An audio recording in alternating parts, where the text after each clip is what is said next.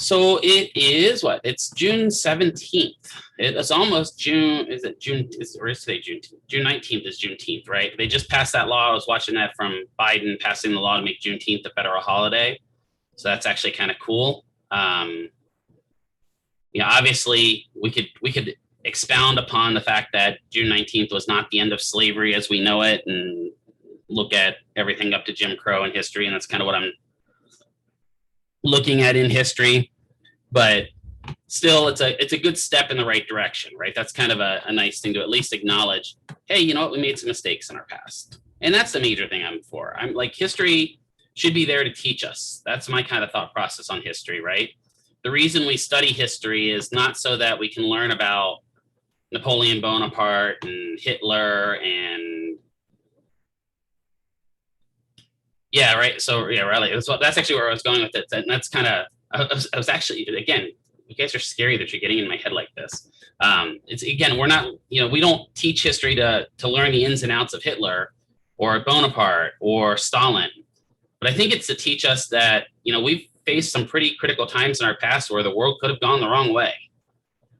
And slavery is an excellent example of that. And critical race. And the funny thing is, I love when they talk about critical race theory, and it's going to invade our schools, as if in any elementary school anywhere, they're actually teaching critical race theory, because critical race theory itself is more based upon economic standards. So that would be more taught in like a civics class than it would be taught in like a history class. But it's a flashpoint topic to kind of make people angry and rile up people, and I understand what they're doing with it. So then I'll tie everything to critical race theory from now on. But I think the history is there to teach us a lesson, right? That's the main thing. I mean, think back to your own history. I'm sure you can think back to stuff that you did that was stupid and that you've learned from it, hopefully, and don't necessarily do those stupid things again. That's kind of what I think history is to me. History is an important thing that teaches us stuff. Even in physical therapy, right? We've learned through the history of physical therapy that we've had some treatments that just are stupid treatments. And we've had some treatments that are really good that have stood the test of time. So I don't know. That's my soapbox for the day. I'm going to get off of it because I might make somebody mad in here, and that's not my goal. So we're going to talk about bone and surgical conditions today. History doesn't always repeat it. Yeah, right. And then if you ever want something really funny, again, if you want to talk about rhymes itself, you want something funny to watch, on YouTube, there's a great channel called Epic Rap Battles of History. Epic Rap Battles of History.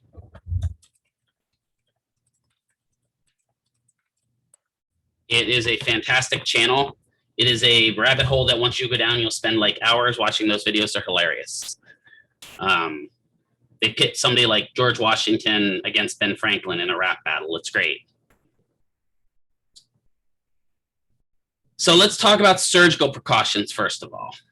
Drunk history is pretty good too. You're right, John.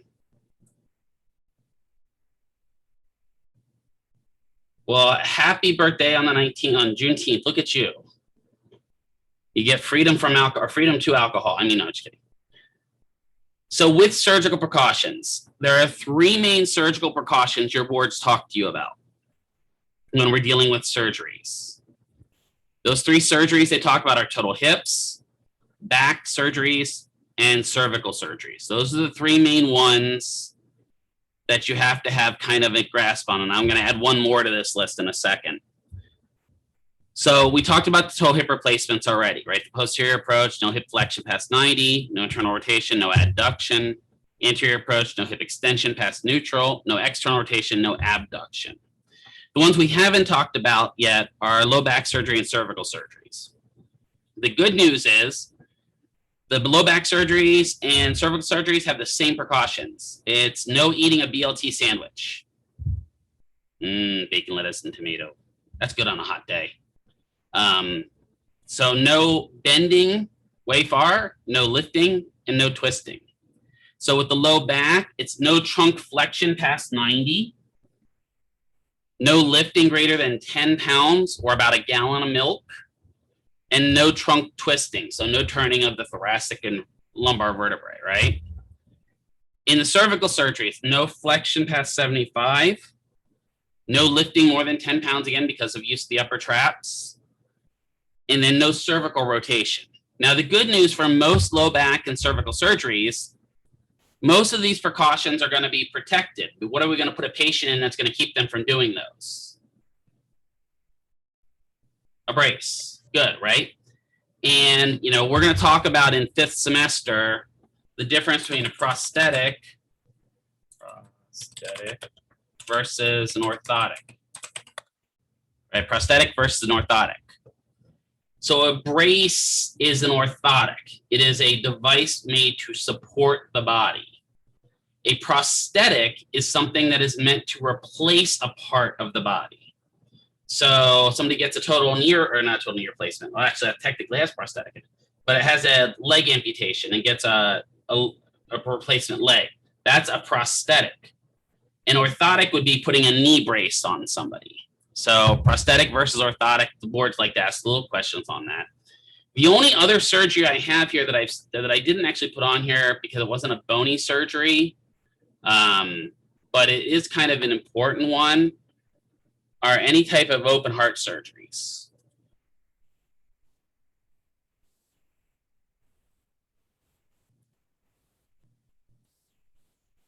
So when I have an open heart surgery, if you guys have never seen it, if you haven't watched some videos on it, it's terrifying. Literally, it's the same thing you might see if you were watching NCIS or any of the other crime dramas where they have the coroner come in and does the bone saw right down the chest and then opens up the chest to look inside the chest cavity. They do that while you're alive. So they're going to literally split the breastbone down the middle, put in 2 extractors, and basically rip your rib cage open. Right? And yeah, Riley's like, no.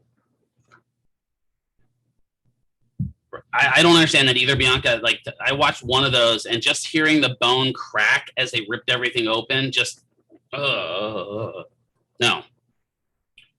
But once I kind of split those ribs open, I'm eventually going to staple everything back together. So they're going to have a zipper scar right down their chest from that, right?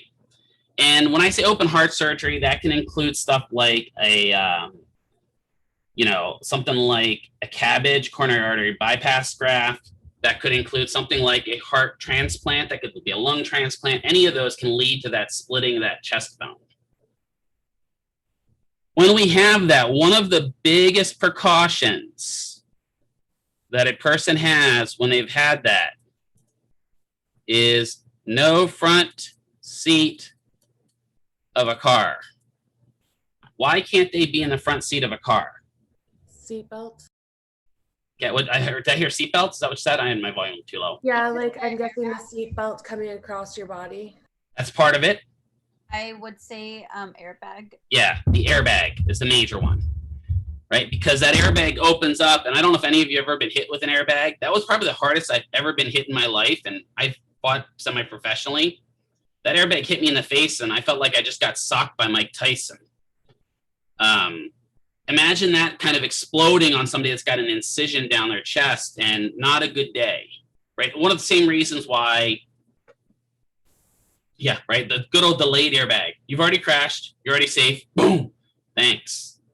The same reason why we can't put young kids in the front seat, right? Because when we put a young kid in the front seat, that airbag can really do some serious damage to them. So no front seat of a car, preferably the back seat. If they don't have a back seat, that car better have the ability to turn off the airbag. BLT means no bending, lifting, twisting.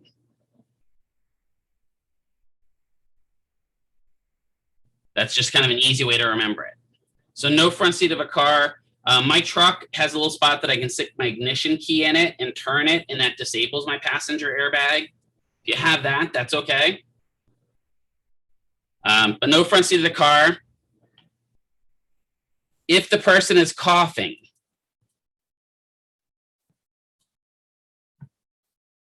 they have to splint. That's an I there. And so what that means is if a person starts coughing, they need to get a pillow, like I have here, and hug it and splint themselves. Now, the pillow itself is not the important part.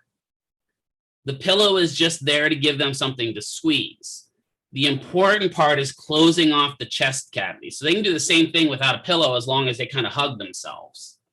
The goal is to close off that chest wall so that when I cough, it's more of a belly cough and less of a chest expanding cough. That's really important because, again, if I'm out like this and I start coughing, I can rip those stitches pretty easy, or those staples, even if they're there.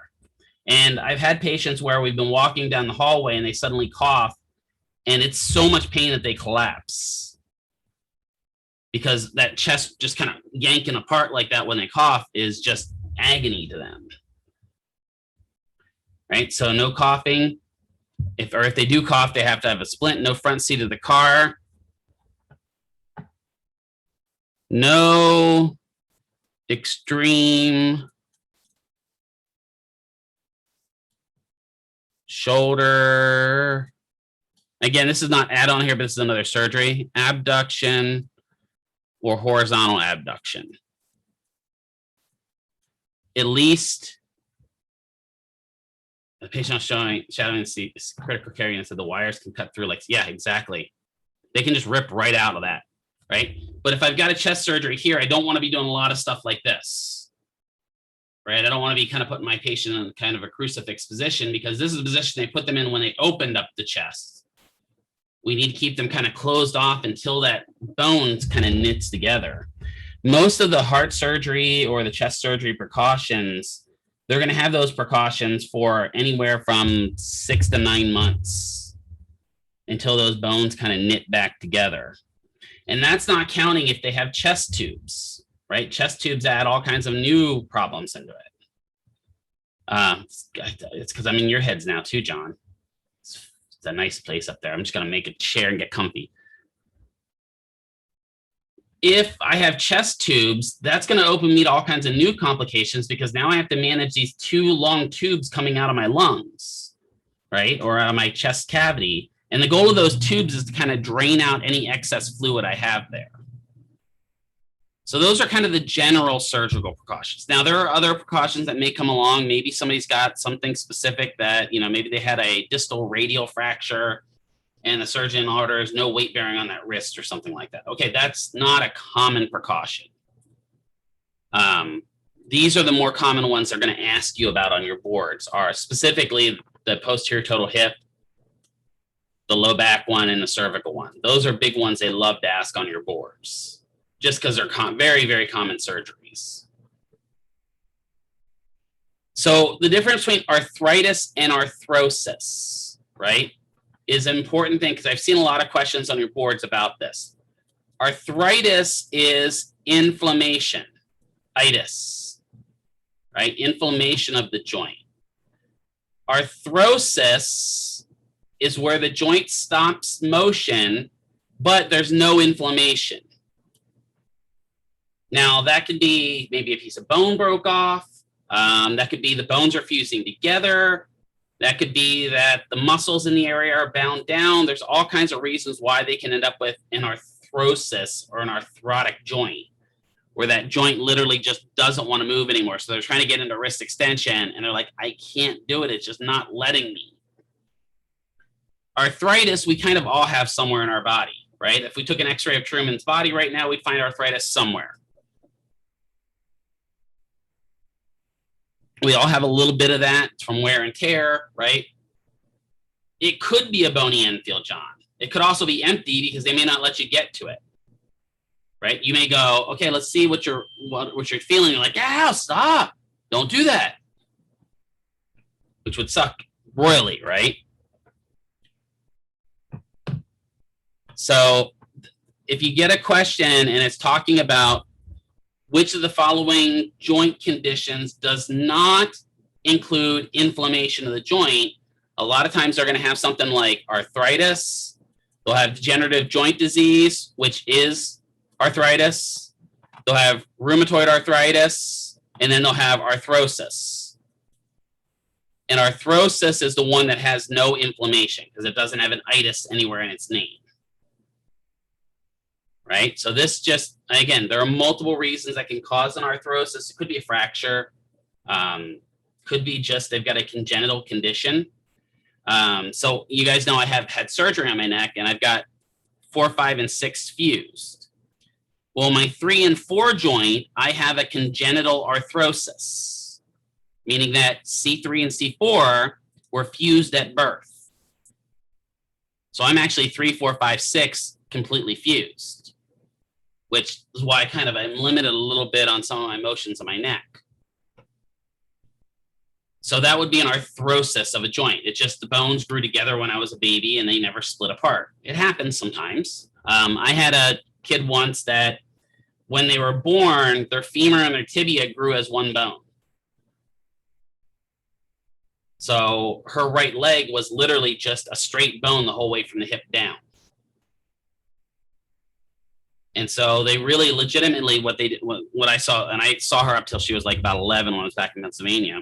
What they were trying to do was get her through puberty, so get her to where she gets kind of her maximum height, and then they were going to go in and do a total knee replacement and put a knee in her leg so that she had function, because they did it before then, they'd have to do multiple replacements along the way.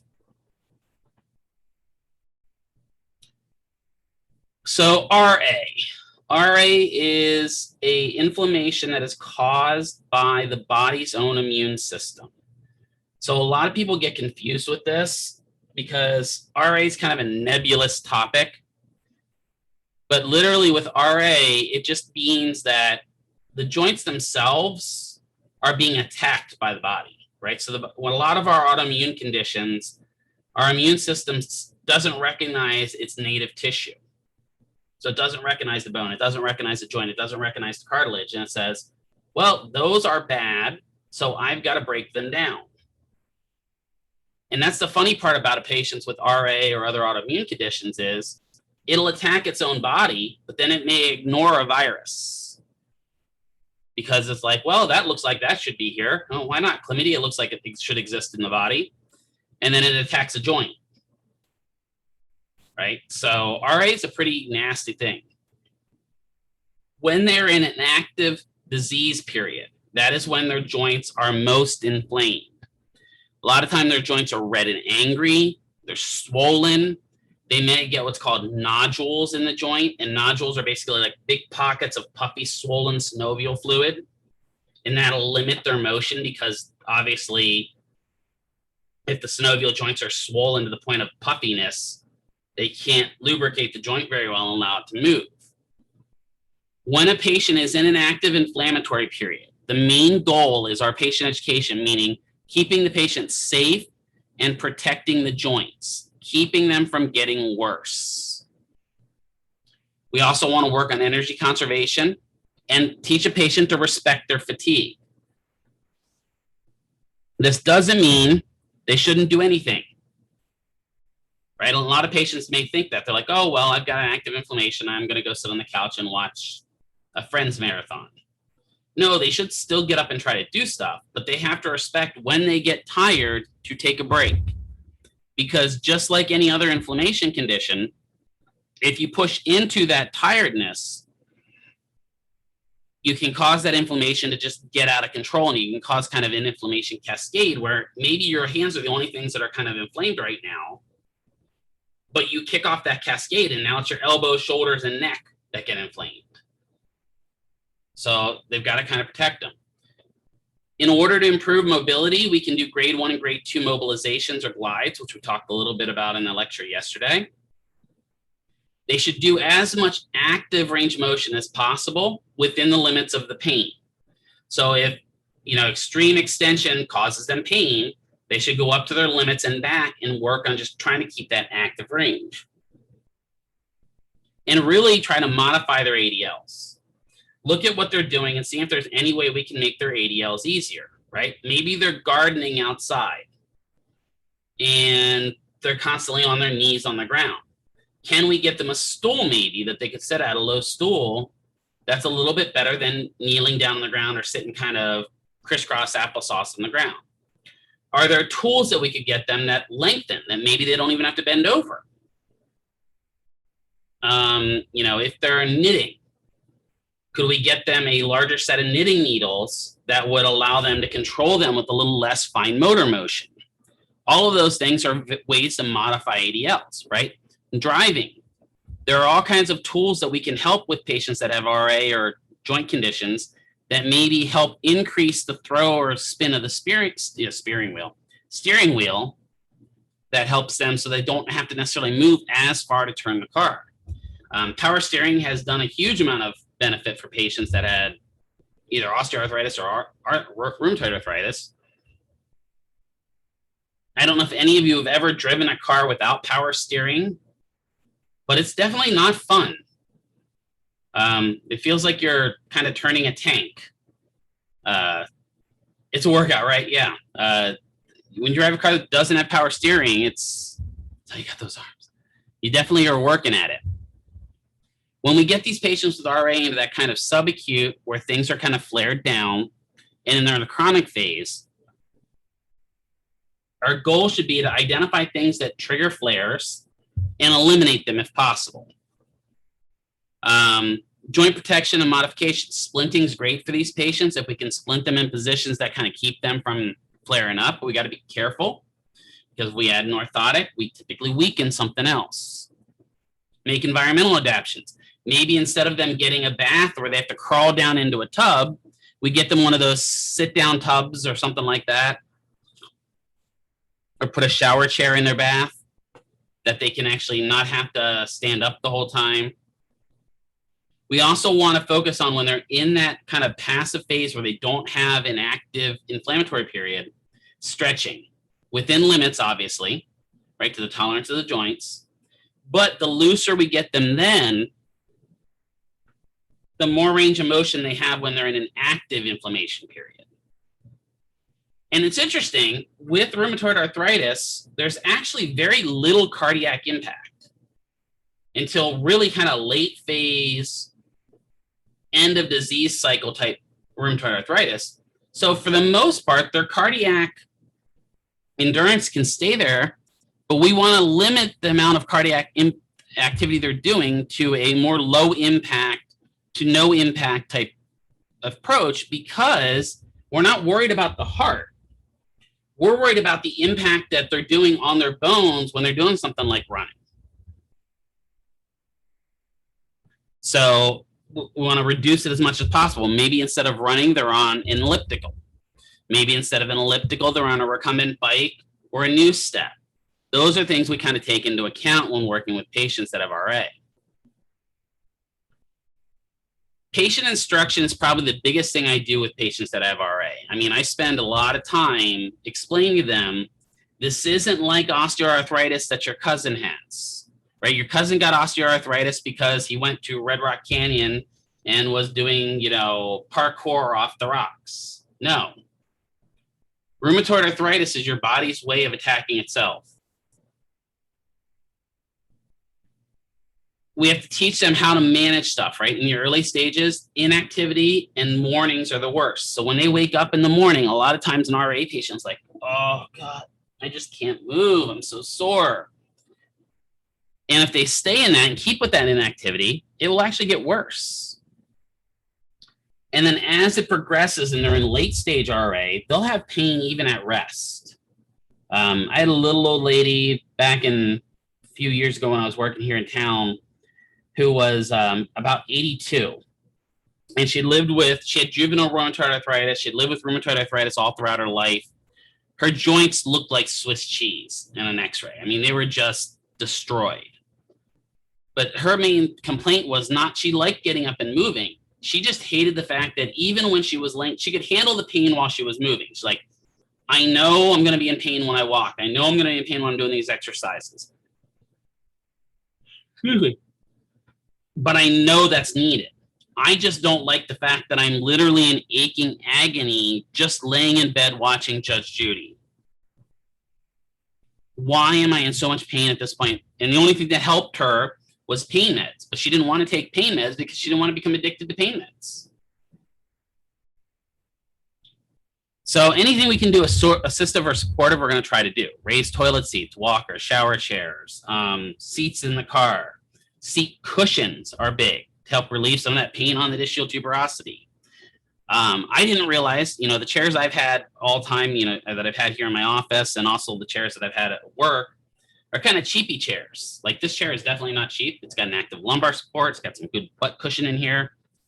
But I didn't realize that, something as simple as a desk chair has such a huge impact on how you feel.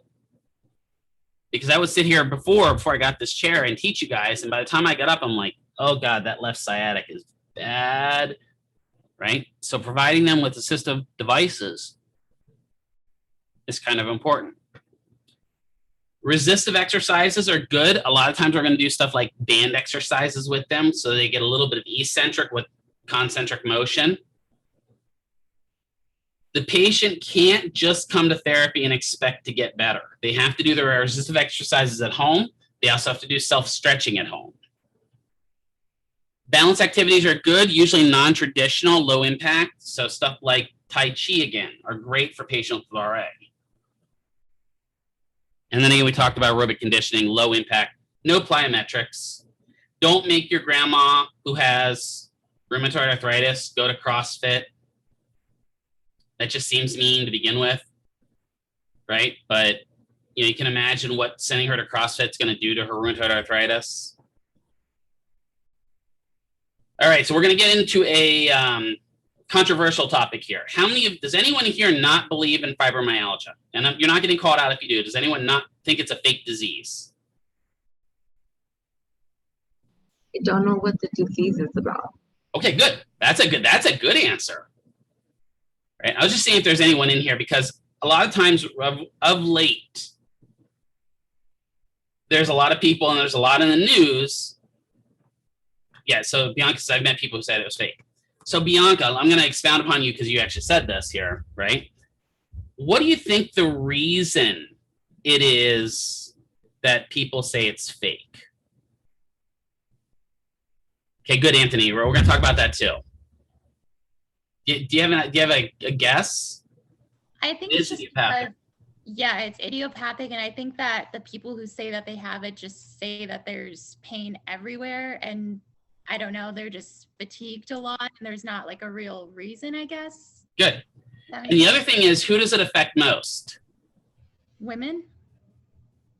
Women, right? And let's face it, I don't know how much you guys have studied the history of medicine, but the two main groups that get ignored most in medicine, the number one group are minorities, the second group are women, and God forbid you're a woman minority, right? Histrionics used to be a thing where, you weren't, you were hysterical because of your emotion, because you're a woman.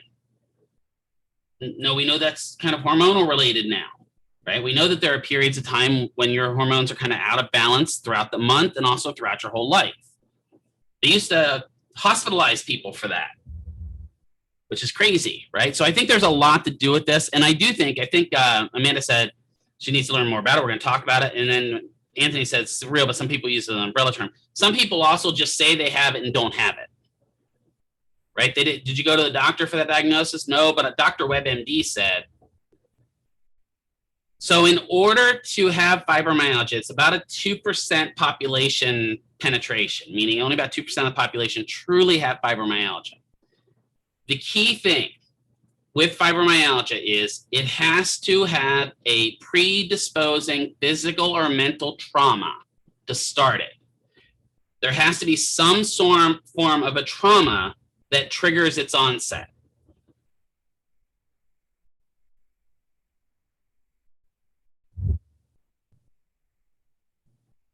Yep.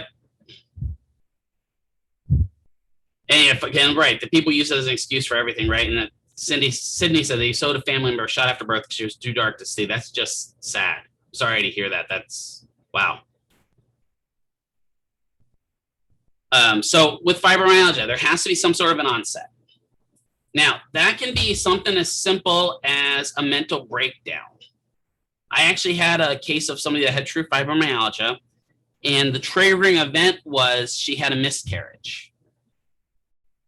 And they had been trying for 5 years to get pregnant. They finally get pregnant. In her final trimester, within weeks of giving birth, she had a miscarriage. And you can only imagine like the psychological trauma that person would go through, right? So there has to be some sort of a trauma that occurs. Domestic violence is a big one that causes fibromyalgia. And I could get into the psychology of that for hours, talking about how the domestic violence is more than just the violence itself. It's the way that it triggers your brain into a Stockholm syndrome, which can trigger the fibromyalgia and stuff like that, right? We all have probably had friends that have a significant other or somebody that is violent, and you hear the term, well, he's sorry or she's sorry for that. She said she'd never do it again. He said he'd never do it again. I'm going to go back because, well, they're not going to do it again. And we know as a people that that's kind of a thing, right? So there has to be that trauma that triggers it. Then the pain itself has to be musculoskeletal in origin, meaning that it has to be aches, pain, soreness, tightness, that type of stuff. This chart here with the body, which this very amorphous, non-smiling person here, are the trigger points for fibromyalgia. You should see a rheumatologist for this, right? Because rheumatologists handle, because this is an autoimmune disease. So this is another problem with the immune system. The doctor will go through all of these trigger points. So 1, 2, 3, 4, 5, 6, 7, 8, 9, 10, 11, 12, 13, 14, 15, 16, 17, 18 trigger points. And in order to be officially diagnosed, you have to have 11 out of those 18 trigger points be tender. That is the official diagnosis. Yes, so there's pain there. So this would be one where they push on that spot and the person kind of recoils, right? So all of you can kind of go on these spots, and some of you probably will find that you have some pain there. Right? I know that when I go to my kind of lateral epicondyles on both my arms, except for my left arm, I guess my right arm, I can find a little bit of pain there. But if I go to most of the other spots, I don't have pain. So this is kind of a good way of diagnosing it. So in order to officially get a diagnosis from the Center of Rheumatology or from the rheumatological, I forget what they're called, the American Academy of Rheumatology, there has to be a predisposing condition, something that triggered the fibromyalgia kick in. So let me ask you this real quick. If there has to be some sort of a trauma that triggers this, does this mean that some of this is psychological in nature? Yes. Yes. Right? And that's a key thing to understand, right? So that means your autoimmune system kicking in for this is really your brain telling, like when we have rheumatoid arthritis, right? When we have RA, the brain's not telling the immune system to trigger, right? But when we have fibromyalgia, the brain is literally saying, hey, it'd be really good is if the autoimmune system destroys parts of our body because of past trauma, right? Not that the brain thinks that, but so there is some psychological contributors to that, right? What can trigger a flare of fibromyalgia? Physical weather, or weather, right? It will flare due to stress. That's what I'm actually going to talk about right now, right? Physical and mental stress are probably the biggest triggers of fibromyalgia. Prolonged immobility can cause it. There's also some psychological, depression. You can imagine if we have all this stuff that's triggered, right? It's going to kind of, if you get in a depressive state, you're only going to make matters worse, right? Because we get that vicious cycle going on. So all of that's going to can lead to a trigger. And it can, something here with weather, it can be something as simple as going from cold to a hot environment or hot to a cold environment. So I'm going to use my wife who passed away as an example. She had what's called mixed connective tissue disease, which is where they go, I don't know what rheumatoid condition you have, but you seem to have them all. And one of her diagnoses was fibromyalgia. And back in about 2000, one of my best friends, I think it was his 28th or 30th birthday, I don't remember. Anyway, say something birthday. We flew out here to Vegas for his birthday. And it was the first time I was ever in Vegas. Oh, lights, pretty. But when we flew out here, literally 2 hours after landing, she was curled up on the bed in a fetal position in agony, because we had gone from 32 degrees in Pennsylvania to 90 degrees here. And it had caused a flare of the fibromyalgia. And literally, we ended up getting her a wheelchair while we were out here because she really couldn't do much walking of anything. So fibromyalgia just when it triggers, it kind of goes in that cascade effect, right? There was a study recently done in, I want to say it was UC Berkeley, but don't quote me on that, that they're starting to feel that there's a coincidence between fibromyalgia and increased activity of substance P, right? Do you guys remember what substance P is?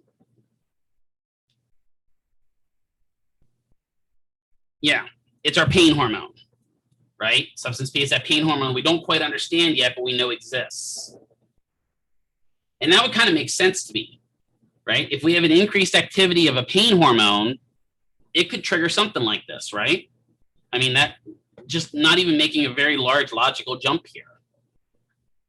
So what are we going to do to kind of manage this? Well, we kind of have to think about, managing their physical and mental stress. That may be getting them out of this domestic situation that they're in, right? Getting them into a safe place where they're not going to have domestic violence, mental violence, right?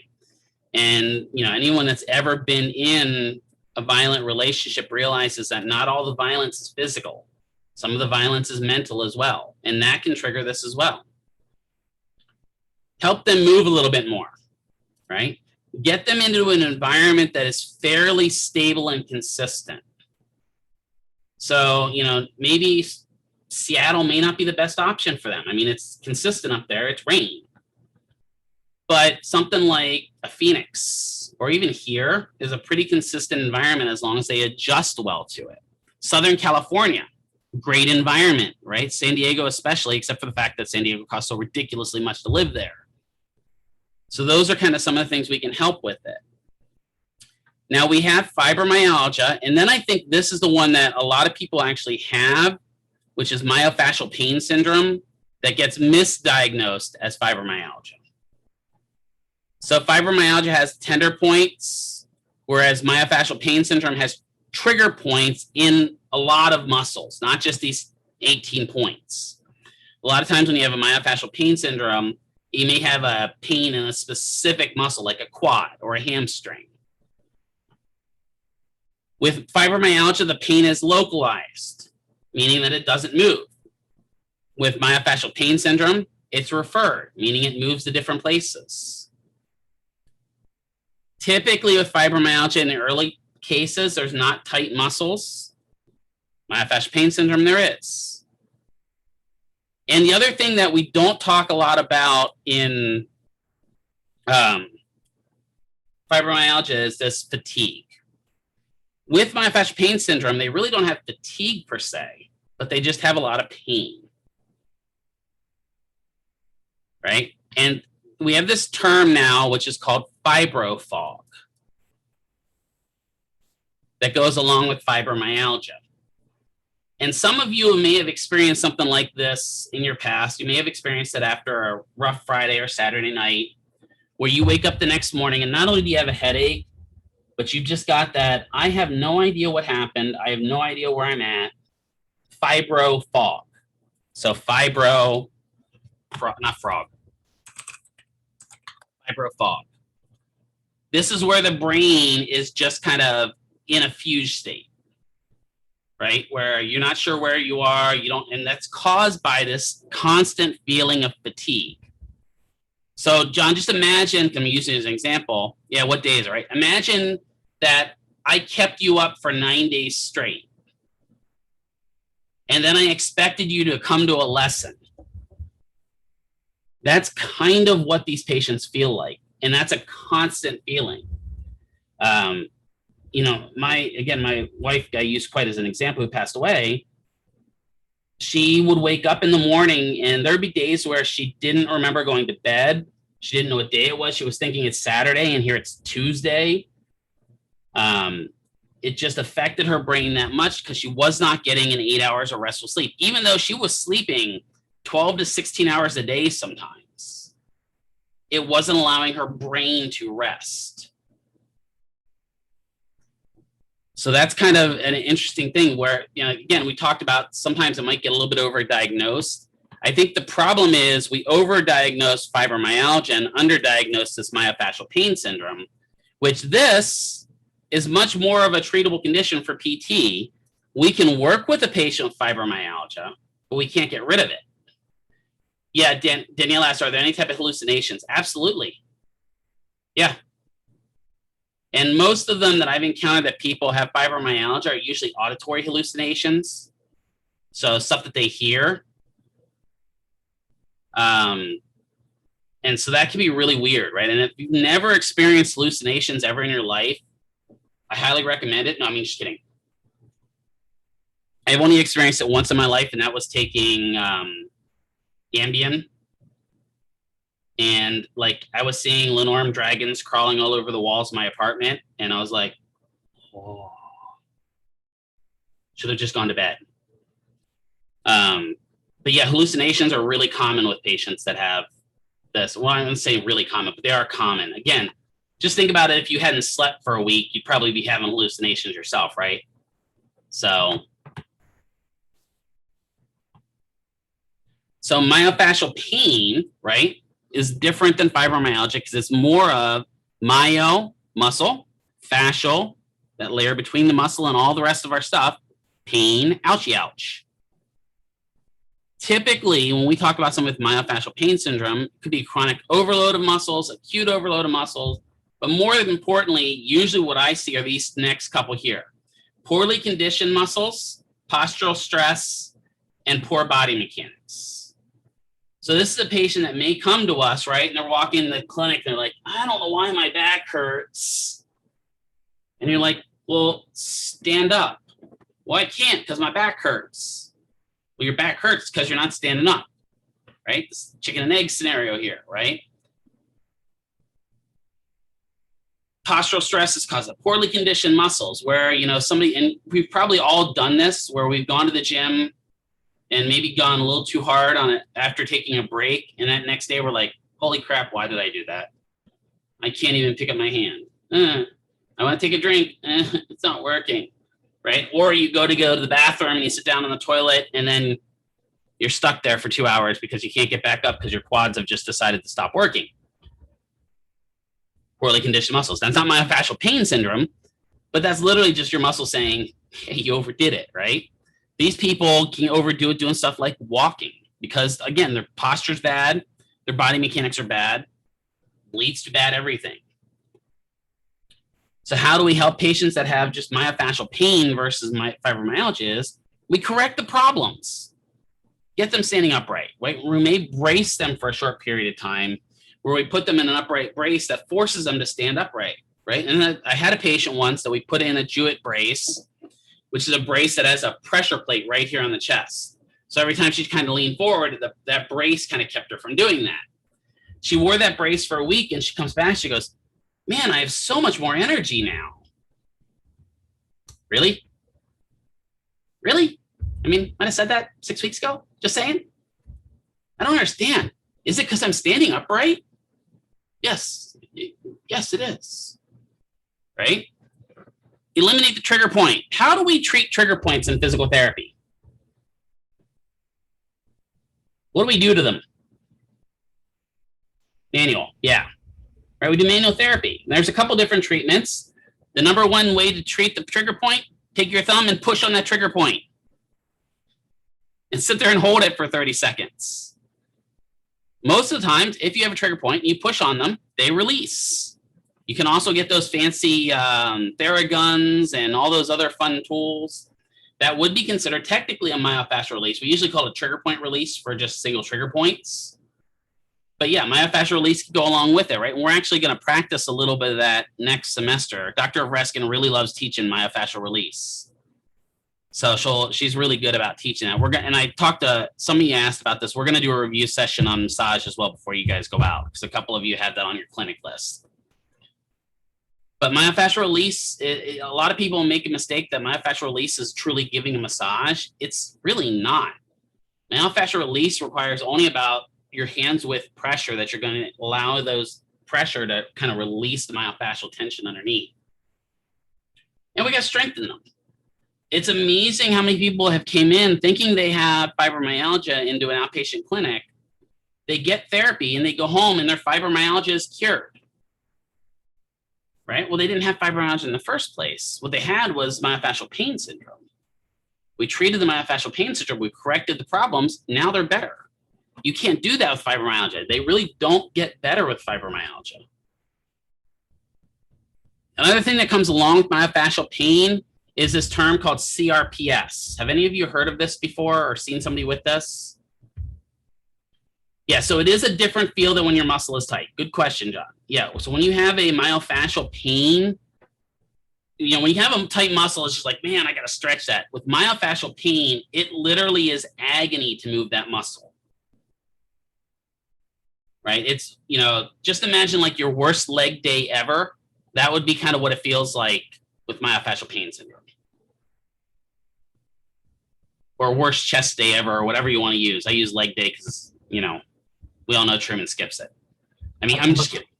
I don't know if you kind of mentioned this already, but is it to the point where like you're kind of immobilized or? You would maybe, right? If it gets that bad, you may immobilize yourself for sure, right? Or just stay in bed. And that's why a lot of people confuse it with fibromyalgia. Okay. Makes sense. Thank you. So has anyone heard of this CRPS before or seen somebody with CRPS or knows somebody with CRPS? It's kind of so it's called complex regional pain syndrome, right? You heard about it from Patho. Good. Okay. At least you covered that. I'm good. CRPS occurs in two main types. We used to call them RSD or reflex sympathy dystrophy and causalgia. We now know those diseases or disorders are really one and the same disorder. They're just now under the umbrella of CRPS. So type 1 CRPS or RSD occurs after an injury that didn't directly damage the nerves or affect the limbs. So CRPS is a nervous system disorder, right? So type 1, maybe you strain a muscle. So, you know, Diana goes out and is doing squats, and for whatever reason, she damages her left quad. And it's just the quad that's damaged. And then she develops CRPS down the line. That would be a type 1 CRPS because it wasn't the nerve that was damaged. It was an associated structure to the nerve. With type 2 or causalgia, these are ones that have distinct nerve damage problems.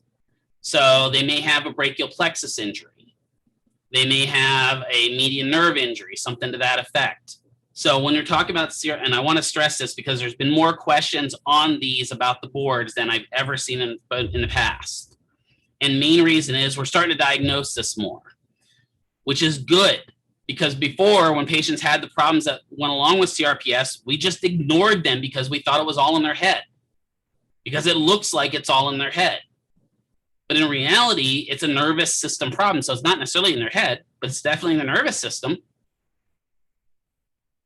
So again, type 1, some other injury occurs, some other problem occurs, something that's not a nervous system insult, and then triggers a nervous system response. So maybe you have gastric bypass surgery, because I had a patient that had this.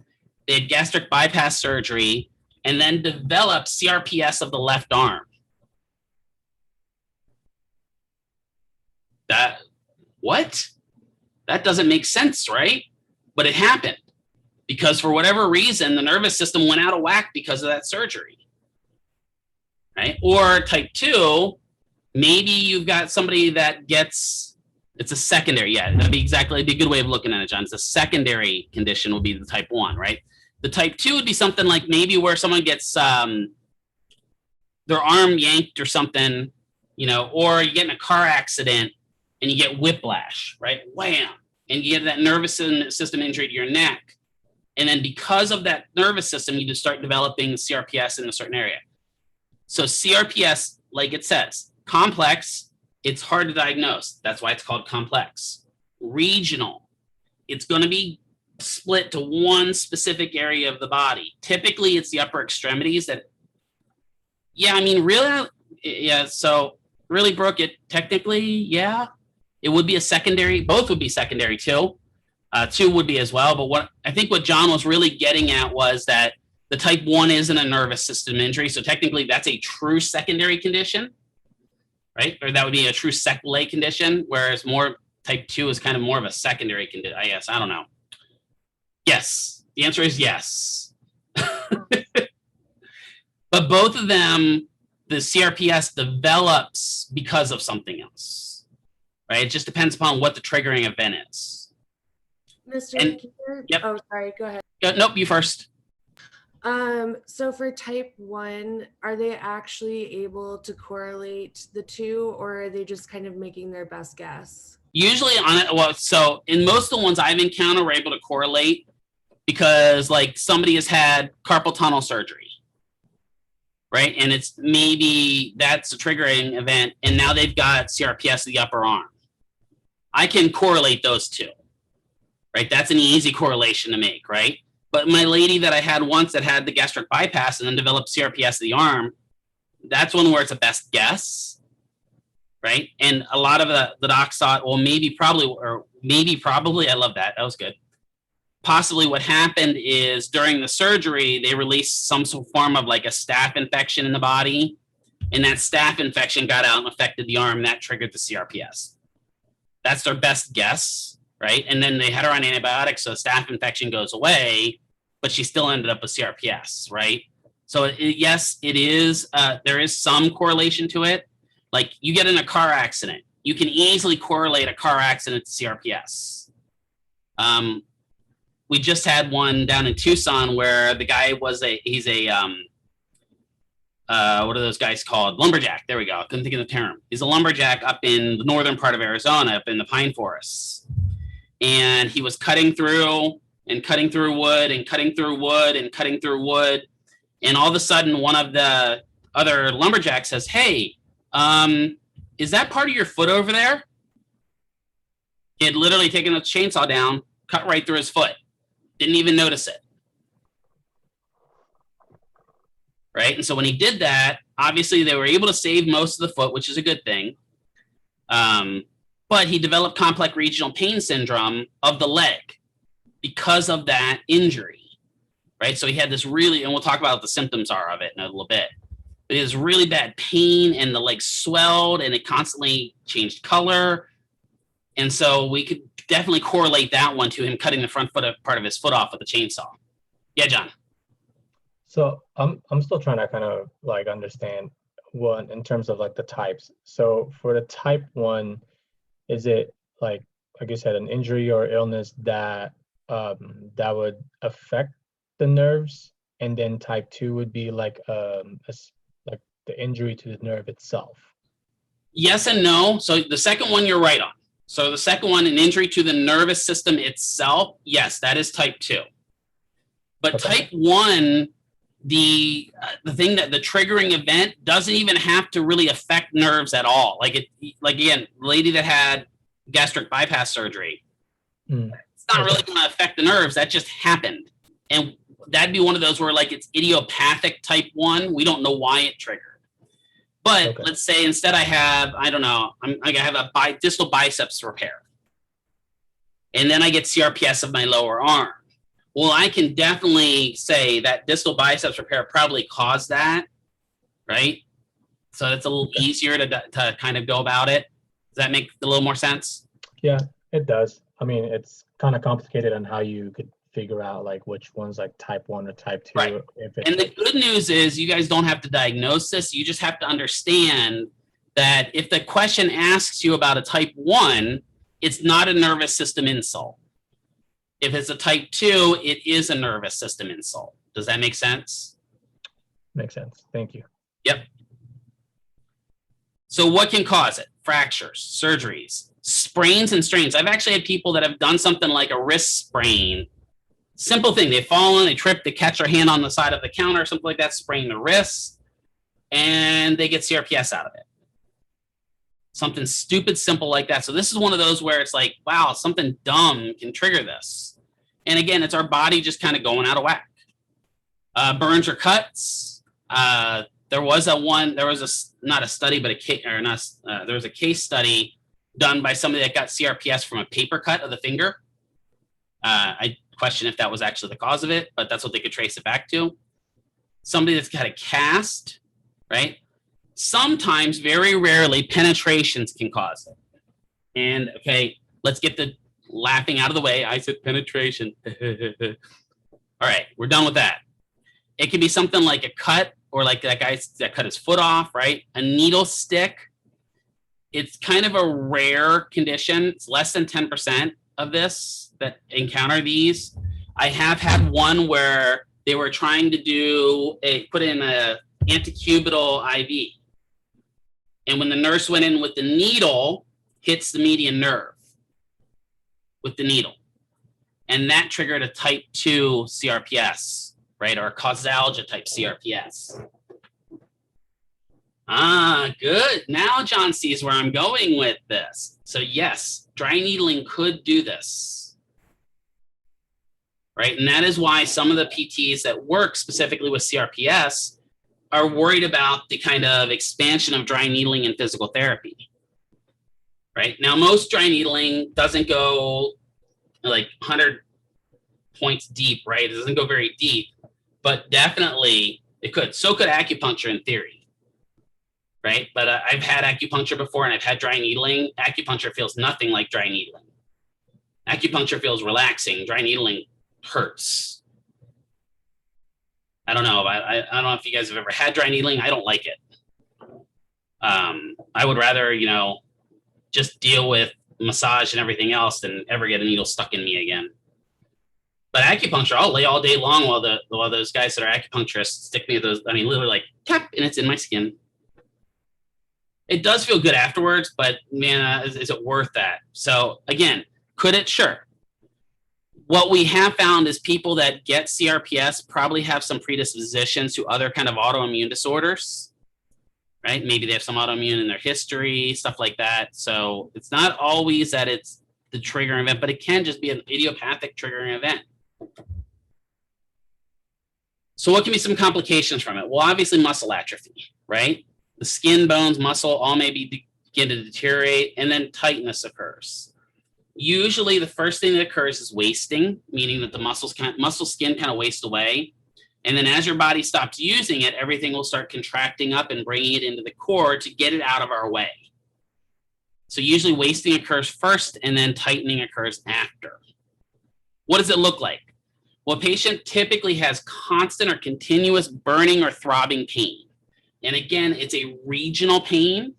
So it's going to be typically limited, very similar, like almost a compartment syndrome that we talked about the other day, where it's limited to a specific area. But this is not limited to areas that have compartments. This could be anywhere, right? Theoretically, you could get CRPS of the face if you were unlucky. I don't think I've ever encountered that. I don't think I've ever read about it, but theoretically, it's possible. I've seen CRPS of the upper arm. I've seen CRPS of the lower arm. Lower arm is what I see most frequently. And it's actually one of the conditions that we're starting to diagnose more and more in the military because we've ignored it for so long in the military, like most everything else. Isn't that right, Amanda? We ignore a lot in the military, don't we?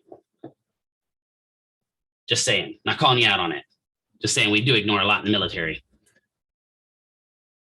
It's usually tough loud, exactly. It is usually extremely sensitive to touch or cold. So how do you suspect the patient's got CRPS? Because a lot of times we misdiagnose this. They come in, they're seeing us for, I don't know, biceps tightness, or they're coming in like to hand therapy, and their problem is they can't close their hand. So they come in and we're working with them, they're not getting better, they're not getting better. And the more we touch them, the more painful that arm is getting, right? We try to put them on a cold pack. They're extremely insensitive to cold. The arm or limb or it's the region swells and doesn't swell and swells and doesn't swell. I've seen patients with CRPS come in the beginning of the session, their arm is ice cold. And by the end of the session, they literally have sweat just running down the limb. And the rest of their body is fine. So abnormal temperature changes, right? Skin color changes from blotchy to red to blue.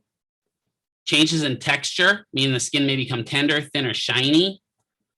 If they have hair in the area, that's one of the things I've noticed with guys that I've seen with CRPS. I had one guy that had CRPS of the forearm, and all his hair just vanished in the matter of about 2 weeks. It just fell out. And some of you ladies are going, Man, can we just like bottle that? Some of you guys might be doing that too. I don't know. I can't just limit to ladies, right? But that wasn't a good thing. That means the follicles have basically died off. Changes in nail growth. We actually had a guy that had those, like he was developing those weird abnormal kind of curling type fingertips or nails out of his fingers. Often gets muscle spasms, tremors, and weakness, loss of atrophy, right? Decreased ability to move the affected body part. Symptoms can wax and wane. So when we treat this, and I think I've got something, I don't have really much on treatment on this because it's going to be symptomatic, right? So again, with CRPS, the first thing we've got to treat is the symptoms. So relieve the pain. We have modalities to do that, right? We have massage, if they can tolerate the touching. We have stuff that we can do to help strengthen that limb. They do have to see a medical professional about this because we have to make sure that it's just CRPS and it isn't compartment syndrome. Because they could look a lot alike, right? When I'm talking about this, a lot of this looks like compartment syndrome. Compartment syndrome, that limb's gonna die pretty quick. CRPS, we've got a little time before that limb dies. So we may be able to treat it there. One of the big thing that we do with CRPS patients, and I was actually talking to a therapist before class today about this, that's who I was on the phone with, is called GMI therapy. This is not Good Morning India therapy. Does anyone know it? Has anyone ever seen GMI therapy before? I bet once I mention it, you'll know what it is. Anyone seen that? No comments. So this is called graded motor imagery therapy.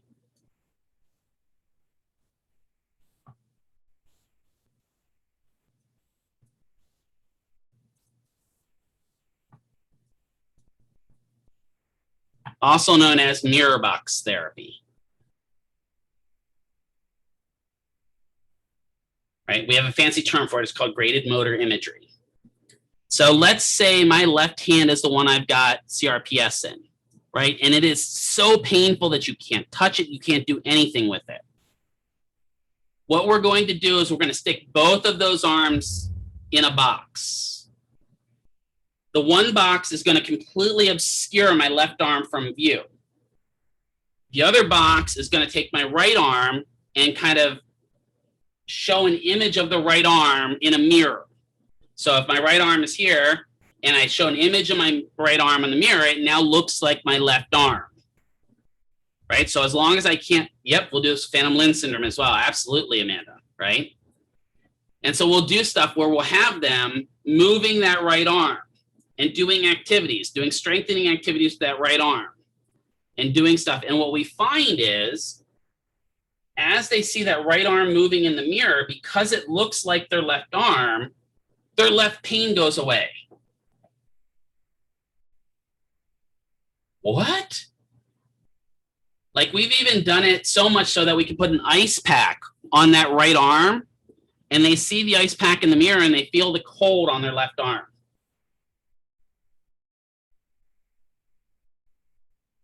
Think about that just for a second. Like to me, that leads us to like we're actually living in the matrix here. I'm just saying the brain is wild, right? So like Amanda said there about phantom limb syndrome. So phantom limb is where somebody loses a limb and they still feel that limb, right? I had this, and this wasn't actually a soldier kind of, yeah, I thought at first he was kind of giving me a hard time. When I was at Walter Reed, I was out in the hallway and this one soldier kept calling me, hey, can you come in here real quick? Not my patient. Can you come in here? Can you come in here? Can you come in here? And he's like, man, I can't sit up in the, because he was in a kind of whole body cast, upper body. It's like, I can't sit up, but could you scratch my left foot? It is driving me crazy. And being a new clinician, I'm like, sure. So I lift up the blanket to scratch his left foot, and guess what? He had no legs.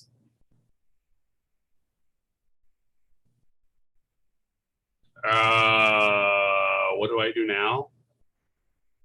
So I'm like, oh, hold on. So I stuck my hand under the blanket and I made a scratching sound on the mat. And he's like, oh God, that's so much better. Oh yes, thank you, thank you, thank you. And I walked out. Yeah, right, Oscar? Like I just kind of winged it. I'm like, I have no idea what to do. And I walked out of the room like, am I supposed to tell him he doesn't have legs? I don't know. And my CI's like, well, he knows it, I think. If not, you know, we'll get it. The doctor can tell him, not us. Just joking. Actually, she's like, yeah, he knew it. Yeah, so Amanda says she dated a double above knee amputation, I assume. Is that what it was?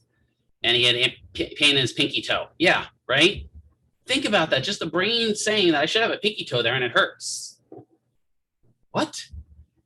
Right? But this graded motor imagery can work out great for these patients. Now, does this mean that, you know, John goes to the clinic for his 2-week clinical and patient's having pain? He's like, let's stick your arm in the mirror box. No, you do have to be trained in this because there are certain ways to communicate with the patient in order to help trigger or facilitate the GMI to work, right?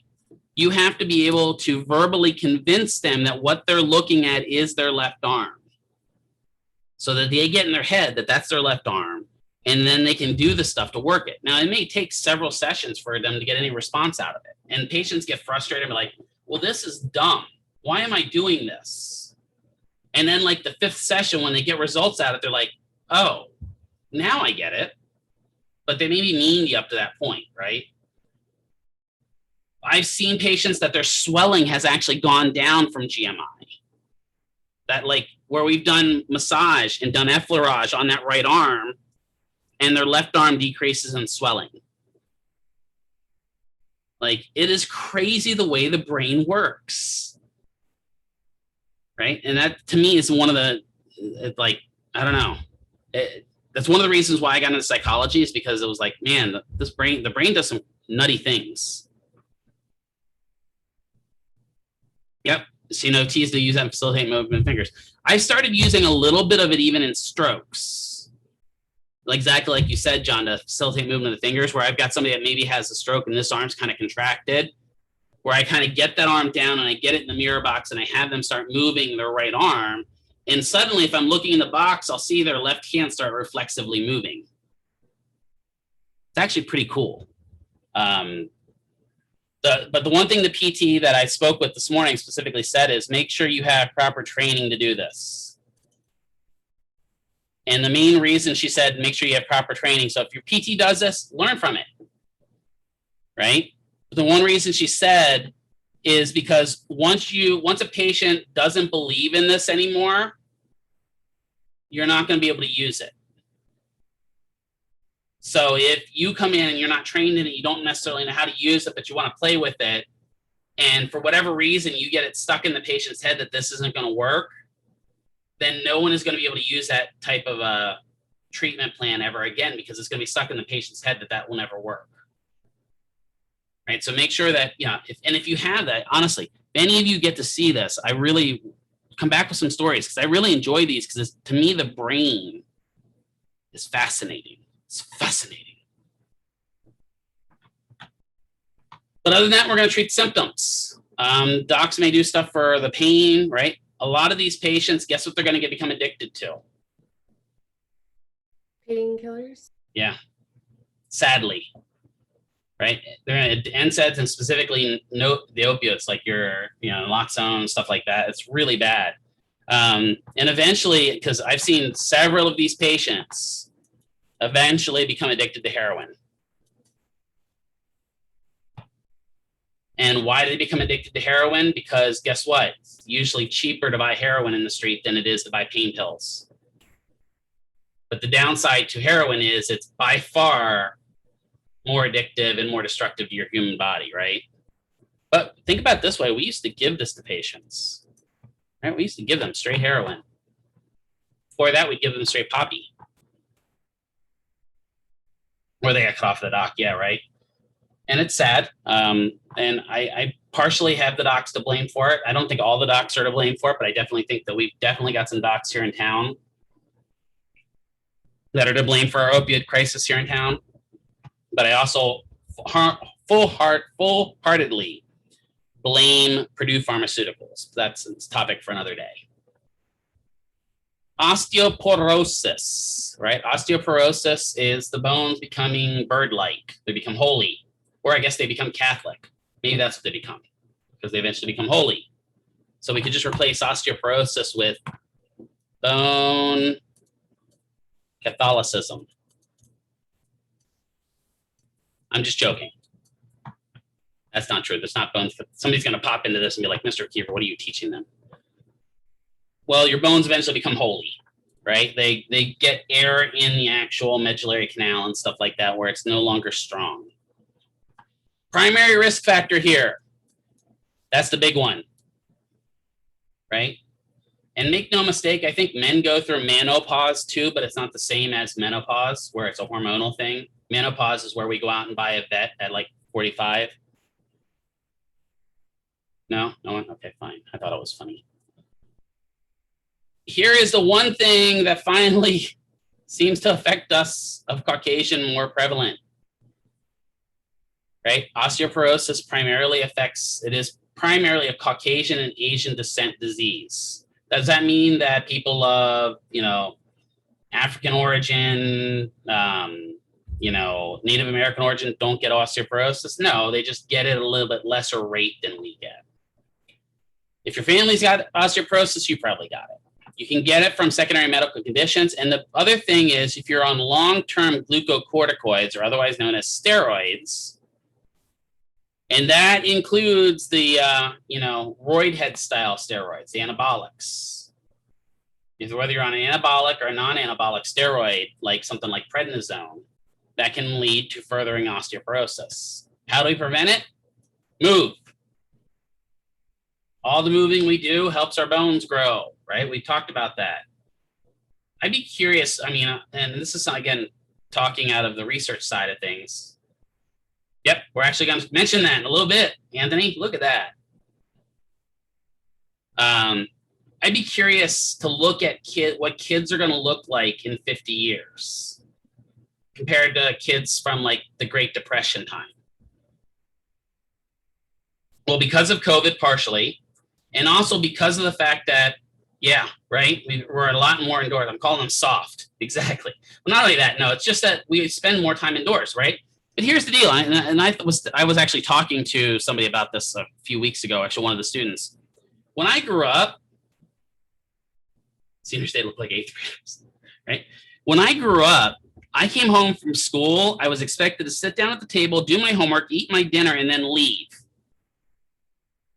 And I wasn't supposed to be back until the street lights came on. Back in my day, right? Back in my day. But it was true. And during summer, you bet not be in the house. I'm just saying. Our air conditioning was running. That was our air conditioning. But I thought about that because, even myself, I at least, and I was a nerd back then, so I didn't like going out and playing. But what I would do is I would take a bunch of books, go out to the woods, find a spot in the woods, and I'd sit in the woods and read. But I was still going out in the woods, right? There is still some physical activity going on there. And I got in martial arts, and that added to my physical activity. But nowadays, if you ask a kid, I've had this where I've asked a kid, what do you want to do today? Like play Fortnite? Air conditioning's only, I love that. I might have to have that tattooed. That's a great one. Yeah, air conditioning's the only conditioning I do.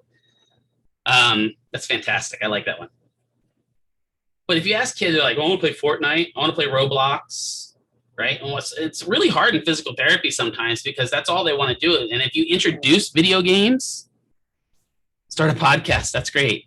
Well, hey, he may have something to say, but at the same time, how about starting a podcast while you're walking? And I think some of the social justice movement we have now may reverse a little bit about that because we are seeing more of the young generation getting outside more and protesting more. So maybe there's some positive to that. Just saying, I don't know. Again, I'm speculating here. But the less physical activity we have, the less our bones are solid. More likely we're to fracture them. Vitamin D. Where do we get our vitamin D from? The sun. Sun, right? Good. And milk. Amanda, look how smart you are. That is one of the reasons why. So Amanda asked, one of the reasons Caucasians are at higher risk because the lack of melanin, reduced ability to produce vitamin D. Absolutely, it is. You're 100% correct. That is one of the reasons why it's a primary disease, somebody with lighter skin. For sure, right? And, and consuming vitamin D, obviously we can take it in via milk, right? But understand that you're not necessarily, the vitamin D you take in from milk is important, but more importantly is the calcium you take in from milk then gets synthesized into vitamin D by being out in the sun, right? But we also have to balance that, because especially here, you go out and spend a ton of time in the sun here and suddenly you have skin cancer because, well, it's blistering hot outside, right? So there is a little bit of a balance, right? They say about 15 to 20 minutes of sun exposure a day should be ideal for vitamin D production, right? So you still have to get outside a little bit. I say that when I take my trash out, that's my 15 minutes of going outside. I'm just joking. And then exercise. What do you think is going to build bones stronger? Resistive exercise or aerobic exercise? Resistive. Yeah, Joe jumped on that one. Joe's like, I got this one. Yeah, resistive definitely builds your bones stronger. This is why it's good if you do have an exercise program, even if you're like, I'm doing cardio training, you should have some resistive exercise thrown in there as well, right? Even if it's something like bands or, cable machines, just a little bit of resistive exercise to make sure your bones stay strong. What are recommendations? Well, 5 or more days a week of aerobic exercise is really recommended. Wow. Well, I think about 4. Intensity, 30 minutes of moderate or 20 minutes of vigorous exercise. So again, this is not asking you to do 4 hours on the treadmill. 30 minutes is good. And you should have 2 to 3 days of resistive exercise, about 8 to 12 reps, or to muscle fatigue. And again, this isn't like muscle collapse fatigue. This is the muscle gets tired and you feel it.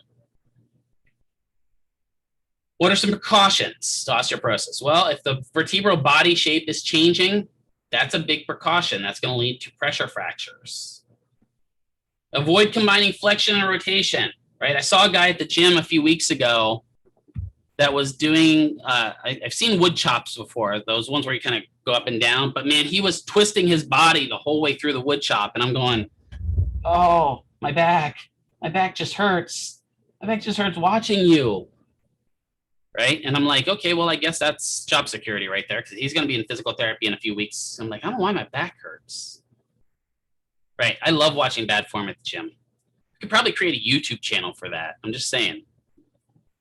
Increase intensity progressively. As you get stronger, increase the intensity, but not until you get stronger.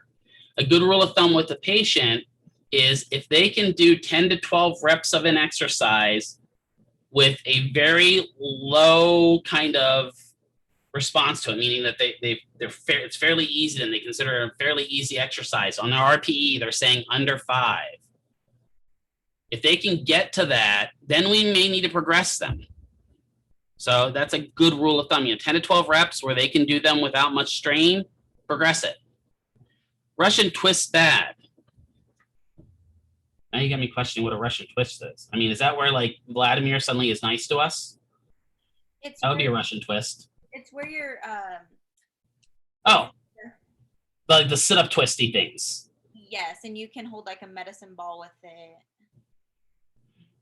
As long as your spine is healthy, it's not necessarily bad. It's just one of those that you wouldn't want to do the rotation while you're doing the flexion at the same time, if that makes sense. And if I remember correctly with Russian twist, you do the rotation at the end point of your flexion. Is that correct? So it's not like you come up and do the flexion and rotation. So that's the main thing, is doing that flexion and rotation at the same time is where you end up with a lot of torque on your spine. Oh, okay. Because I remember like when I was recovering from some ab surgery, is that they had me doing those, but you'd flex up and then do the rotation at the end of the flexion. Yeah, if they hurt your back, stop them. Right? Do other stuff. It's kind of something we kind of learned through time is go away. Is if stuff hurts, change it. Siri was telling me my heart rate's too high. Why is my heart rate too high? It is not high. You lie, Siri. It's only 67 beats. How long is this section here? This section is a little long. Let's get through the first part of bone fractures and we'll take a break. So bone fractures occur when we have a bone that breaks, right? We can have at the diaphysial, metaphysial, epiphysial, or interarticular fractures. They're named for where they occur on the bone. You can have a complete fracture where it snaps the whole way through. You can have an incomplete fracture where it doesn't. You can have a transverse fracture where it goes straight through in a straight line. You can have an oblique or a spiral where it kind of goes down and around or goes straight at an angle. Or the one big one that we always worry about are these comminuted. Comminuted, I love the term. This is where it breaks apart into pieces, right? That would be bad. Those type of fractures really kind of don't heal very well. When you have fragments and pieces, they can be undisplaced, meaning the fracture pieces are all in the same place they should be. They can be displaced, meaning, well, there are other places, right? Like, you've had a humeral fracture and one of them slips up to your shoulder. That would be a displaced fracture. They can be stable, meaning that the arm and the bone or whatever is fractured is in line with the way it should be, or unstable, which is kind of our main contraindication to doing much of anything. And a fracture is always considered unstable until a doctor says otherwise. So if I'm working with TJ in the hospital and I come to see him and he's like, oh yeah, Mr. McKeever, I forgot to tell you, I fell last night when I was getting up and going to the bathroom and they think that I broke my tailbone. At that point, I'm going to consider that an unstable fracture until I see a radiography report or a report from the doc that says I can continue to work with TJ.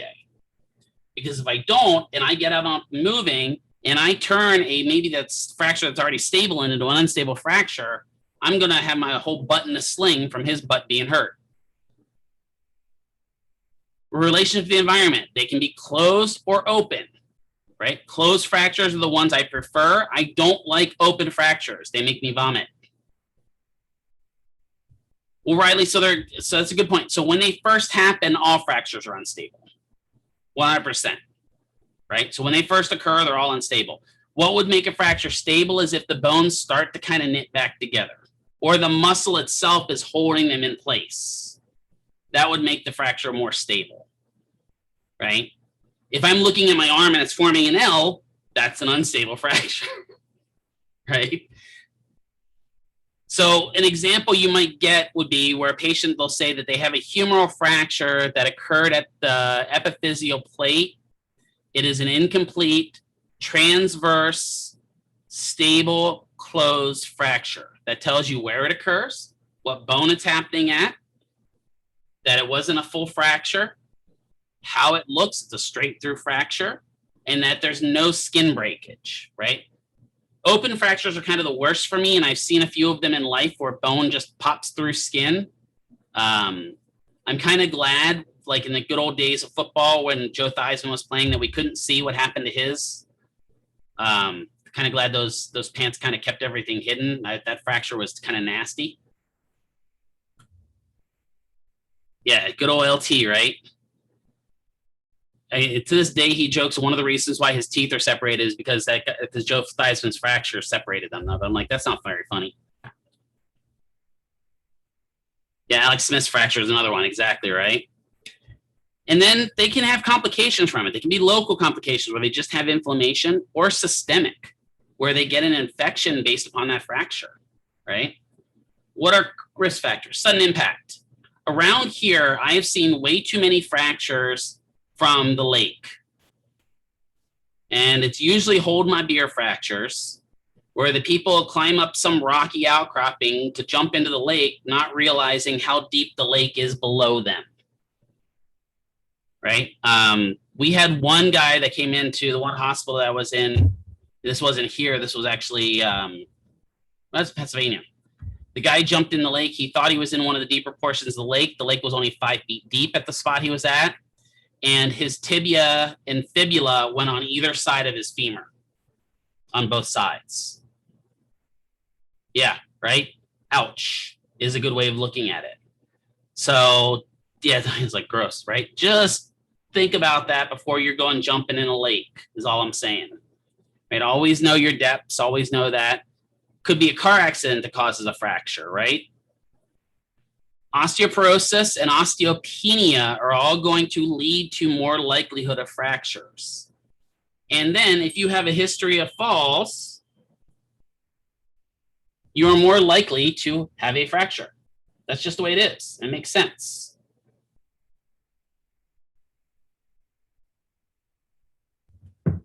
So again, the more you fall, the more likely you'll fracture, right? So maybe, Ryan's walking around the house and he's, for whatever reason, having vestibular issues. He falls once, doesn't break a bone. Good for him. If he keeps falling like that, eventually he will break something. That's just kind of the way it is. Our bodies are not designed to constantly fall on the floor. Let's go ahead and pause recording here. Resume recording, and we're back from break. So we talked about before kind of what the risk factors or how they're kind of labeled for fractures, right? Well, how does a bone heal? Well, a bone won't heal unless there's union to start with. Yeah, I've got a bad HVAC tech, you're right. I don't even think he's an HVAC tech. I think he's just an apartment repair guy type dude. If the bone is not unionized with the other side that's fractured, it's not going to heal properly first, right? But with any other type, when you get a fracture, right, it's going to start with an inflammation phase, just like everything else. The inflammation phase is going to cause swelling, and the goal is to get that fracture to kind of swell back together and kind of form a clinical union where the bones come together. Can also do a radiological union, and that's where they use x-rays to then realign the bone themselves. We may have to do rigid internal fixation where we put plates and screws to hold everything back together. All in all, healing time of bones can really vary by person. Some people will take, 8 to 12 weeks for a fracture to heal. Some people, fractures never heal fully. So it's all going to be really dependent upon your patient and what the patient does to allow the bone to heal, so especially the hard bone. When we're talking cancellous bone or the epiphyseal plate, the softer parts of the bone, it often doesn't heal properly and may not ever heal normally after that. You may get it, it may come back, but it may not be as functional as it once was, almost like all the other soft tissue in your body, right? You get a scar, it's not as strong or as tensile as the skin was before it. But when we do a fracture, the ideal goal to first of all do for the bone is to immobilize those bones to prevent non-union. Well, we immobilize them, it's going to cause more inflammation and cause more swelling, right? We're going to get a localized tissue response in that area. If we put them on bed rest, well, that's going to cause all kinds of a cascade of effects to happen, right? Say somebody fractures their pelvis and is on bed rest for 12 weeks. Well, we know after 2 weeks, most of their aerobic capacity is basically gone. So the longer they spend on that immobilization in bed, the worse they're going to get. And they're going to have to develop kind of functional adaptations while they're in either that immobilized state or as the bones are healing in order to do their normal daily activities. So once we get them out of immobilized state and they're now able to move around and get functional, the main thing that's going to be our impairment is going to be pain. Because once we come out of a state where we've been stabilized and stuck in one position, the next side effect of that is pain with movement. And they've got to overcome that. They've got to overcome the tightness and the contractures that may have occurred. So we're going to want to do some joint mobilization, some stretching, specifically PNF stretching is really good for post-fractures. Functional activities, getting them doing stuff they would normally do. Improve muscle performance. And the main idea also is scar tissue mobilizations. And when I say scar tissue mobilizations, I'm not talking that they have a scar on their skin, but where that bone healed, a lot of times there's going to be what's called the bony callus, which is the kind of hard part that forms around the bone. It's really easy for the muscles and tissues above that bone, like the muscles, the fascial layers, any type of dermal layer, stuff like that, to get stuck down to that scar, that callus. So you need to be mobilizing, getting them moving their muscles around, doing normal activities. The bone cells themselves, we have three primarily types of bone cells. We have our osteoblasts, which form bone. We have our osteocytes, which are the ones that kind of mineralize bone and make it harder. And then we have our osteoclasts who come along and clean up bones. So I always think that my blasts form bone, my clasts clean up bone. And then my osteocytes are just the ones that make it harder.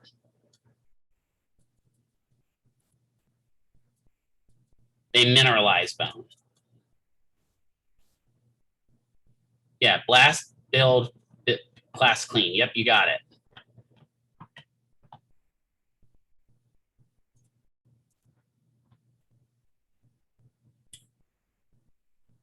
So in the architecture itself of the bone and cancellous bone, right? Usually when you're going to get fractures, you're going to have these what's called spicules, which are the little kind of spirals that come off of the fractures. And it's going to occur along the lines of stress, compressive forces, stuff like that. Remember that cancellous bone is about 50 to 90% porous, meaning that there are holes in it. It's designed that way on purpose. And then your cortical bone, which is your compact bone, hard bone, right? It's very dense in appearance and does bend a little bit, but not a ton. So overall, as you go through the day, right, your cells, not only throughout your blood vessels, but also your bones are turning over. Meaning there's some of it that's falling off and shearing off and new that's building, right? It occurs in the surface level. It's a lifelong activity that responds to torsion, bending, compression, tension, your movement in general. So I think it was, I want to say it was, who was it? That was Anthony, I think, that mentioned Wolff's Law, right? Wolff's Law says that intermittent physiological loads applied to bone stimulates the adaptive responses, meaning the more you use your bones, the more likely they are to resist damage. That's pretty much what it is, right? We can use piezoelectric charges to stimulate osteoblast growth, meaning we can use something like ultrasound to stimulate bone growth. Only once that callus has formed, though. We don't want to put an ultrasound on a brand new fracture. So put an ultrasound on a brand new fracture, we're sending sound waves into a brand new fracture. That patient is not going to like you very well. Have the same effects of putting a tuning fork on a new fracture. It will megahertz. But after that bony callus is formed, we can use pulse level ultrasound, usually 10 to 50%, depending on the patient, to stimulate the building blasts to come in and build up the bone.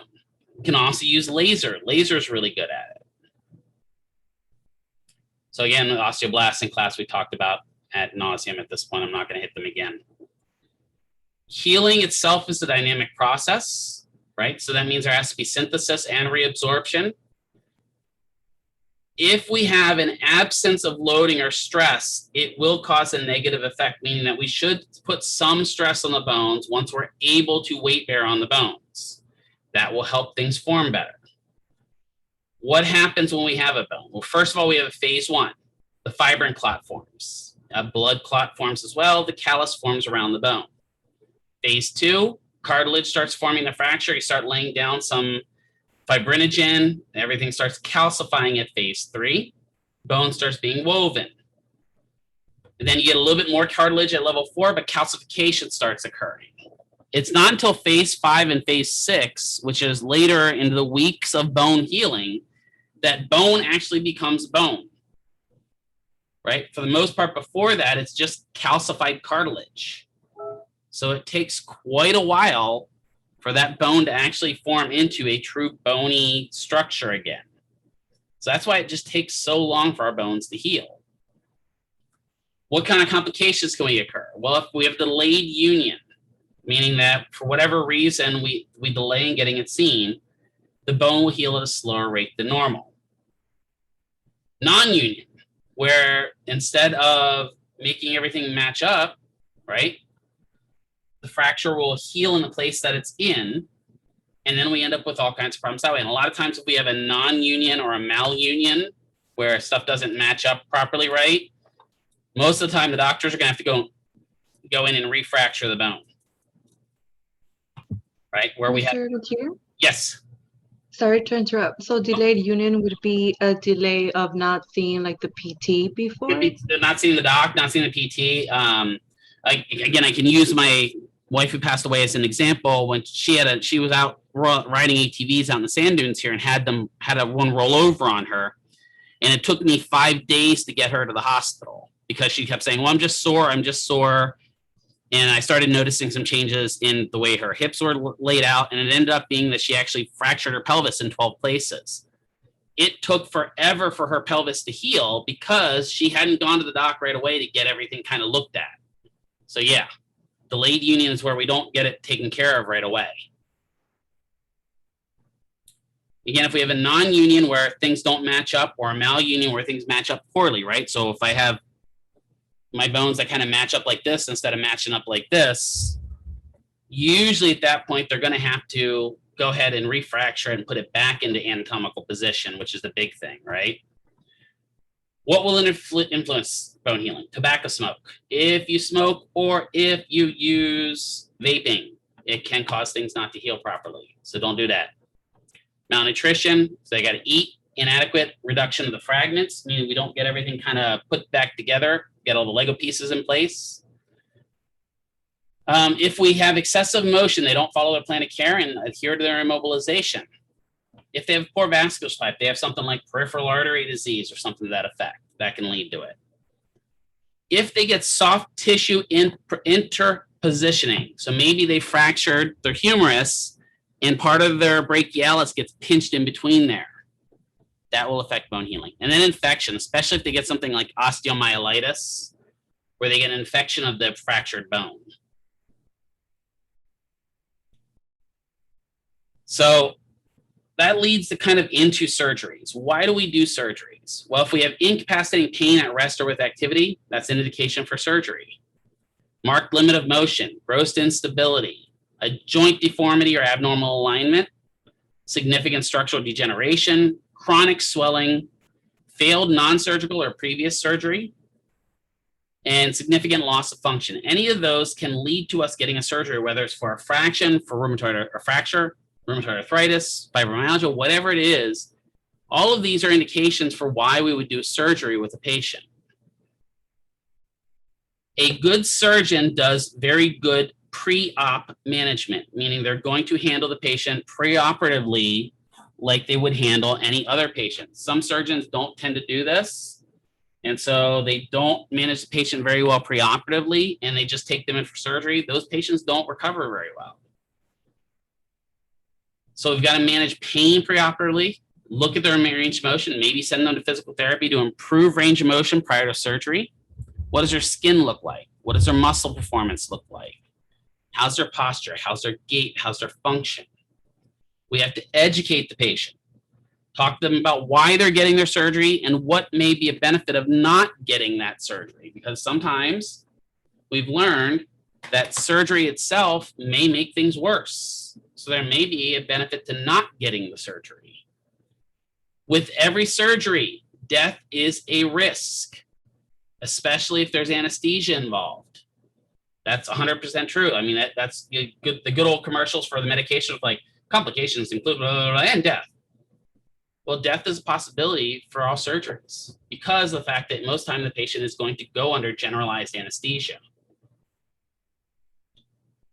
We want to review the plan of care. This is going to happen, Mr. and Mrs. Patient. What kind of stuff am I supposed to be worried about after surgery? How long should I be in bed and how long till I can get up and get moving? What are my initial post-op exercises? They should be seeing PT before surgery so that they know what exercises they should do as soon as they are conscious enough to do them. We should be doing gait training with them, getting them up and moving, and then wound care. We have to teach them how to take care of dress their wounds. If we don't teach a patient how to change their dressings and just tell them, and I've had this, I've seen nurses come in and go, okay, Mr. or Mrs. Patient, I need you to go ahead and change your dressings 4 times a day. But the patient doesn't know how to do it or is incapable of doing it, they're not likely to do it, right? So why when we send patients home from the hospital, we should send them with several days of dressings home with them. Because we got to think about it. We're sending a patient home. They may not have somebody at home to go get them dressings, right? I'm not talking about like Italian dressings, I'm talking bandages, right? So we need the ability to, they need the ability to do their own type of wound care. Once they've had surgery, we need to redo an examination for them. And just like anything else we've talked about this semester, there's a moderate, maximum, moderate, and minimal protection phase. Almost all of the precautions for everything we've talked about has been the same in maximum protection. Minimal movement, patient education, passive range of motion. Moderate protection phase, get into active assist, some moderate active motion, right? Continue patient education, work on energy conservation. Then at minimum and return to function, we start doing resistive activities and more functional activities with the patient and reduce the overall immobility of the patient. Every surgery is a time-based and criterion-based progression, meaning we should have a goal set for short-term goals and long-term goals of the patient after surgery.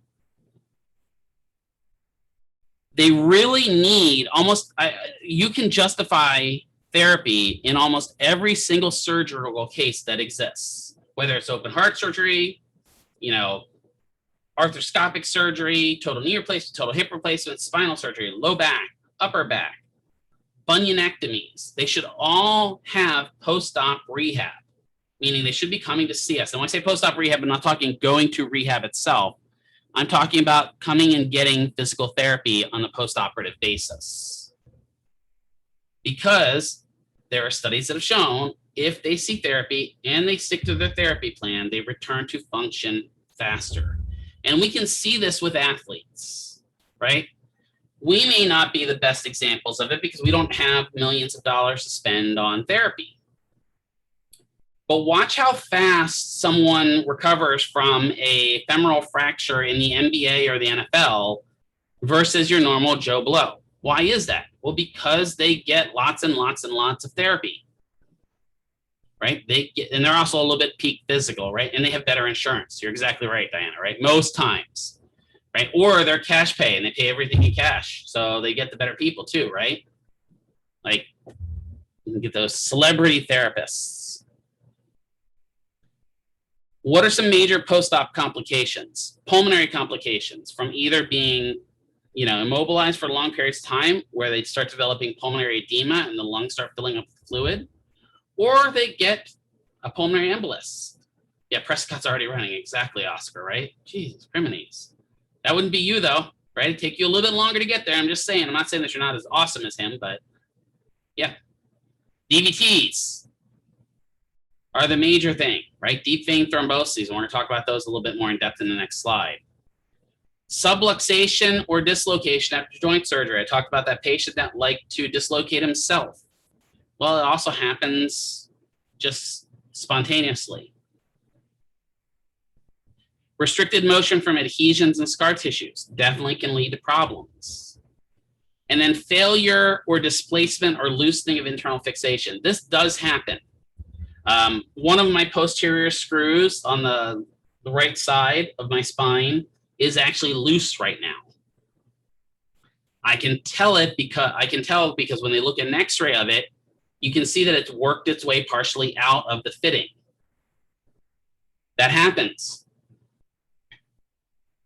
That's not that the doctor did something wrong. It's not that they screwed something up. It's from movement, right? We all know this. I've got an office chair here. I've been using this office chair for a while. The other day when I was kind of moving around, this arm was kind of wiggling around. I realized one of my screws had worked loose. Tighten the screw up, I'm better. Same thing here. The only way that they're going to do this is get in and tighten that screw back down. I'm just not ready to go back under the knife yet. So loosening of internal fixation can happen. So here's a good picture of those beautiful veins of the legs, right? So what are some risk factors for DVTs? If you are a smoker, you are at a severely high risk for DVT. If you have a high cholesterol level, if you have any of the other predispositions for heart disease, coronary artery disease, peripheral artery disease, all that puts you at a risk factor for DVT. So the longer you stay immobile, the more likely you are to develop one. How can we check for them? Well, Hohmann's sign is the number one. We talked about this briefly, right? So with Hohmann's sign, we can do the Hohmann's sign test. First of all, we are going to look at the calf. Is the calf red? Is it shiny? Because sometimes with DVTs, the skin gets kind of shiny-like. Is it hot to the touch? Is there localized warmth? Is one gastroc head warmer than the other gastroc head? Is there pain when we press between the gastroc heads? That's a common Hohmann's sign. If that is the case, we can suspect the patient has a DVT. We are not diagnosing at that point. We are not saying to the patient, Mr. and Mrs. Patient, you have a DVT. What we are going to say is, I'm going to let the nurse know that we had a positive Hohmann's test, and I want to get you checked out to see if you have a DVT. That's not diagnosing. That's just literally saying, got some signs here that indicates you have a DVT, right? With COVID, if you had a high fever, cough, and maybe some nausea and vomiting, those were all signs that you had COVID, potentially had COVID, but you could have also had tuberculosis. So they have to do additional testing. Yeah, we'll practice that a little bit with special testing, Riley, for sure. And literally, it's not that hard to find. Anywhere on that, in between those gastroc heads, will trigger the pain response. Trust me. It's not like you have to be exactly right at mid-head. If you kind of get between those heads and you push, because of where this, so here's our veins, right? Because of where this big old vein falls, right? So this is our great saphenous. That saphenous kind of passes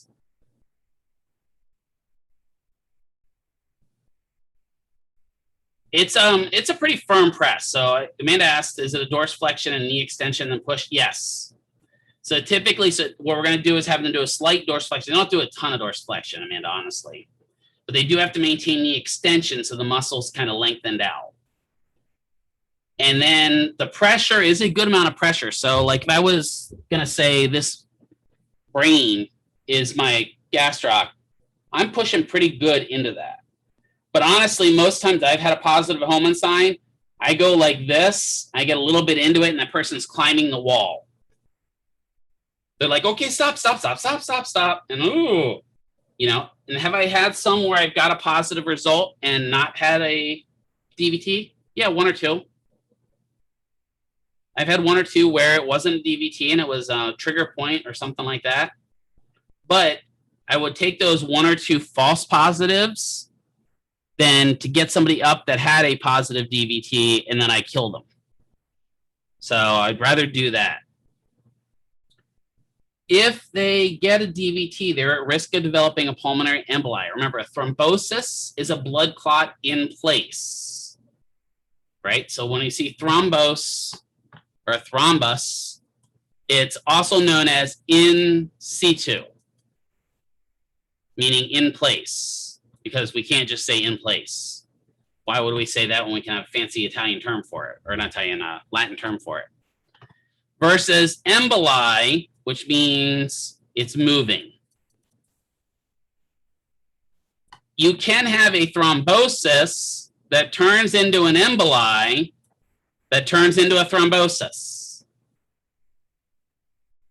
So you could have a blood clot that breaks loose in the calf, travels to the lungs, then it's an emboli, and then gets stuck somewhere else and becomes a thrombosis again, right? So all of that can come into play.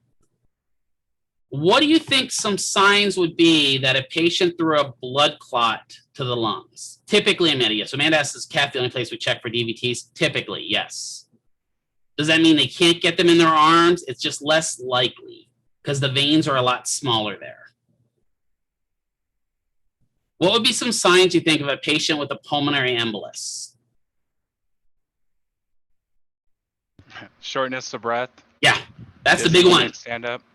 Yeah, shortness of breath, specifically when they're standing up and the heart has to work, right? They could get a temperature, right? Right, that's just like everything else. That's inflammation kicking in. Dry cough. So, you know, everyone has a cough every now and then. Think of like the cough you get if you go out running right now in the 113-degree weather. that kind of dry, kind of hacky cough, that's a common symbol of it, right? And then also starting to get chest pain. Because a lot of times if I get a pulmonary embolus and it blocks off a blood vessel in my lungs, that's going to start backing up some of that blood to my heart as well. And it's not going to be long till the patient, could die theoretically, right? So obviously, if we see somebody having a pulmonary embolus, the first thing we do is we take out a pen, we hollow it off, we cut a hole in their chest. Oh, no, that's not what we do. We send them to see a doc. Riley was like, is that what we really do? I had her going for a few minutes. But they would have you believe that on the show, on TV, right? That what they're doing there is actually relieving air in it's a pneumothorax. It's not a blood clot. I heard, forget what I was watching the other day. It was one of the crime shows. And he's like, he's got a pulmonary embolus. Well, we can't x-ray them, period, right? But I mean, can we send them for an x-ray? Is that what you're asking? X-ray is not gonna, x-ray is really not gonna show it. It's gonna have to be a Doppler ultrasound. Right, and we can do Doppler ultrasounds of the chest too, right? They do that of the heart. What's that one? What's that called when they do a Doppler ultrasound of the heart? Not EKG, that's the electrical signal one. Sound makes what kind of a sound in a cave? That's the EKG you just said. Echo, yeah, right? So it's an echocardiogram. So that's where they send the sound waves in, it bounces off the heart, comes out and makes a picture. Same thing with like they do with babies, right? Except it's just a little baby that they're taking a picture of instead of baby down here. So they can do the same thing in the lungs. They can do some pulmonary scanning. They can do, sometimes they'll send them for a weighted MRI or a weighted CT, see if the blood flow is going. They can also do an arteriogram where they put lighting up dye in their arteries and see if the blood flow is still going. But ultimately, management of the DVTs or the blood clots is going to come down to a couple things. It's going to come down to medicine, right? For us, we're not going to be necessarily involved in that acute phase, because in the acute phase, they're going to primarily be on bed rest and under medications such as anticoagulants or even clot busters, which are stronger than anticoagulants. They literally stop all clotting factors of the blood. And the goal is to kind of break those clots up, get them smaller, and get them reabsorbed. How would you know if a thrombus has become an embolus? So it depends. So it depends upon where that thrombus goes. If it just goes back to the heart and gets pushed out, you probably won't ever know it. And it's happened before where somebody's broken a blood clot, it got back to the heart, and the heart was able to break it down and send it out through the waist, and you're good. If it becomes an embolus and travels to the lungs or travels to the brain, you'll know it because they will either have signs of a pulmonary emboli or they'll have signs of a stroke. And we'll talk about signs of a stroke. So either of those will happen. If it's just traveling through the system, honestly, John, we'll never know. Because it can float all along think about it. If I've got a clot down here in that great saphenous. Let me change my color here to something I can see. So where's my little line drawer? Oh, he's up there. Wait. I love it when you can't find the cursor on multiple monitors. It's great. So I have a little clot down here. By the time that clot gets up here, that same clot size is here, and now it's only part of that blood vessel. So it may not show anything, but that clot could go up here and get stuck here now. And now that's blocking all those blood vessels coming out of the outside of the lateral aspect of the leg, and they may complain about lateral leg pain. Or if you go all the way up here, go back to the heart, right? Go through the heart, go out to the right lung, and now you've got the lower bronchioles that are affected, and they're not getting blood. They start having pulmonary embolus pain and start having shortness of breath and start having all those symptoms. Or it goes to the head and they start having a stroke. All of that's possible, but if it becomes an emboli and starts moving, there's really no way to detect that, John, short of an MRI or a ultrasound, unfortunately. If you break one off, you're not likely to know it until it affects you negatively. And it may never. You may be lucky and it may just get back and get taken care of. Post-hospitalization, they really need to be seen post-hospitally for a while to increase their overall movement, because one of the preventative measures for blood clots is the more movement they do, the less likely they are to develop future blood clots. The more sedentary they are, the more likely they are. They'll be on a couple different meds typically. Again, the big ones that I've seen on post-surgery, obviously, they can all have some of the old-fashioned ones like heparin, warfarin, and Coumadin. Those are kind of like the old-fashioned ones. Does anyone know what all these came from? Rat poison? Yeah, this is rat poison.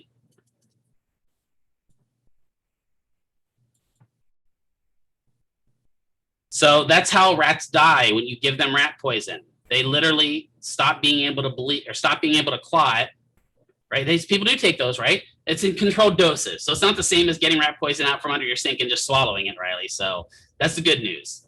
It's controlled doses, but it's really stemming from the same thing. So when we give rats rat poison, what we literally are causing them to do is bleed internally. That's how they die. Really humane way of us killing rats, but I'm not saying that the rat trap is much better. At least this way it's quick. But yeah, so these are anticoagulants, right? So anticoags, otherwise known colloquially as blood thinners. The other kind of some of the newer ones, you have Plavix, you have Lovenox,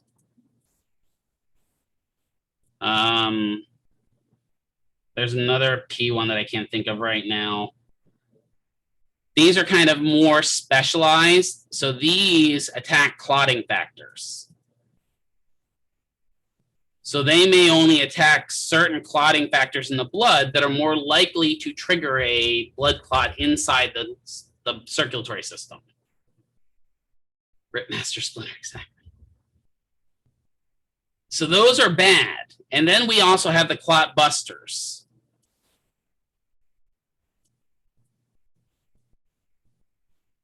That's busters, right? Buster brought me back to my house. No, just kidding. All right. The main one there is TPA, tissue plasmogenic activator. That's the one they give you if you have a stroke that's a blood clot. What TPA literally goes in, if we have about, I think, 14 clotting factors in our blood, TPA goes in and eliminates them all. And then melts clots, basically. You would think that we would give everyone that has a blood clot some TPA or something along those lines. But the downside is if you give them something like that, they are likely to bleed internally. So we have to be careful and make sure that we give the patients the right meds. Obviously, we don't do that. That's the doc. But understand, if they're on any of these medications, doesn't matter if they're on a clot buster or down here on our anticoagulants, what is likely to happen to patients as we treat them? What's probably easy to happen? Bruising. Bruising. Yeah. Big time. I mean, just literally holding onto their forearms and helping them stand, they can bruise where you held onto their forearms. That's not that you necessarily did anything wrong. It's literally just that, you know, their blood is that kind of thin at that point, they start bleeding and bruising a little bit internally. So we got to pay attention to that, because if they have too much bruising, it could be an internal bleed, right? So we got to watch bringing them across the mat so we don't shear their bottom and cause a pressure injury, right? Because if they get a pressure injury, it's not going to heal until they're off these meds. In that case, then they're going to have a pressure injury that's constantly open. So we have to protect our patients when we know they're on blood thinner type medications or anticoags. Does that make sense? Yes, Ms. Brooke. For the TPA, you said that goes in and gets rid of all the blood clots? Yeah, it basically goes in and it melts blood clots is a good way of looking at it. Okay. But the problem is with that, when it melts blood clots, it also affects your plasma of your blood and stuff like that. So all those platelets and everything, they don't agglutinate. So if you cut yourself somewhere else, those platelets won't agglutinate and seal that clot up, meaning that wound will just lay open and never heal. Okay. So you have to be really careful. And like in the case of, say, in case you have a stroke, the doc has to be really quick to determine, is it a blood clot stroke or is it a rupture stroke? It does. 100% changes the viscosity of the blood. If it's a rupture stroke and I give you TPA, I've just caused you to bleed more, right? So the doc has to be really careful when he's giving these meds to make sure that he doesn't have any ruptures anywhere, he doesn't have any hemorrhages, because if you get your blood kind of thins out, that's a problem. Does that make sense? Yes. Cool.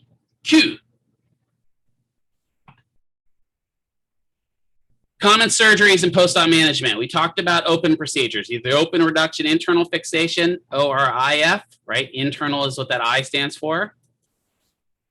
Or external, the external fixator. That is where they go in, they openly open up the surgery, open up the surgical site, and fix stuff. They can put plates, bones, bone replacements, anything in there that fixes the bone that's broken. If they have an external fixator, they're going to have typically a cage around whatever limb they have that external fixator on. That also leads to having open wounds constantly that we will have to manage in wound care.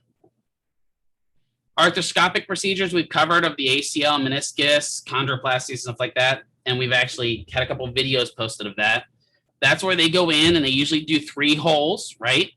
One of those holes is the camera that goes in and visualizes the actual joint or whatever we're fixing. And then the other 2 are where they pass cannulas to pass the tools in to fix whatever they're doing.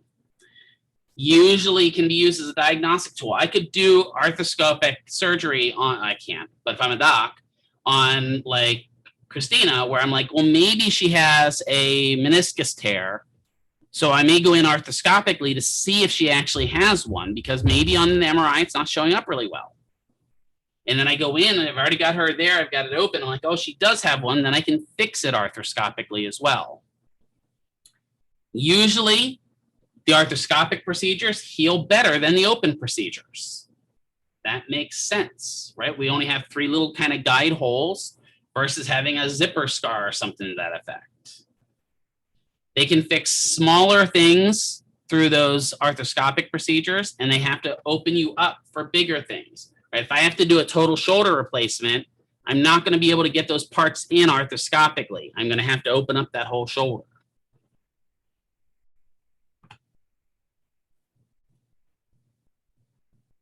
You can do arthroscopic assisted procedures where they may do something called a mini open, where they may open, and the main one I've heard of this is with hernia repairs.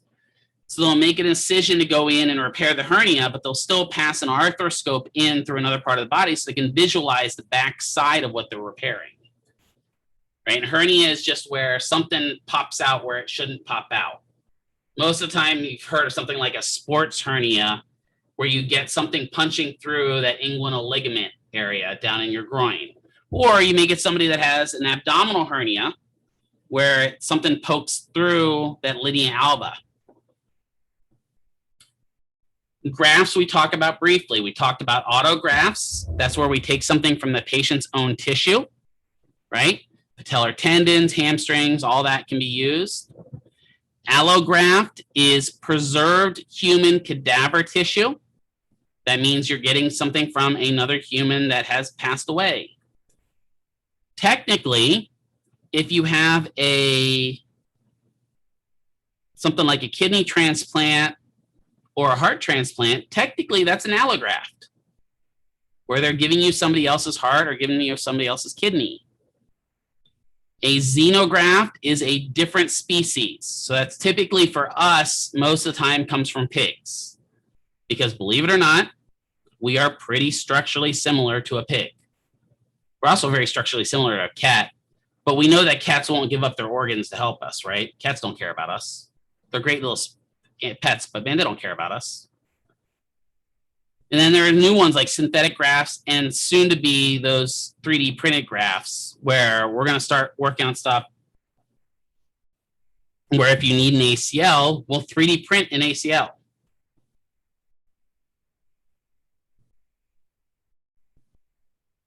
So Ann asked, Riley said, I asked to look at the donor bone they put in my mouth a few months ago, but they let me look at it, but they gave me some weird looks. I want to know if that's a serial killer bone. I want to know the history of whoever's donating something to me. I'm just saying. Wasn't there a whole movie about that? Where the guy was, well, that was with Will Smith, wasn't it? What the heck was that movie called? 8 pounds or something like that, wasn't it? Where he went around and met all the people he was going to donate his body parts to. 7 pounds. Thank you. That's what it was. Yeah.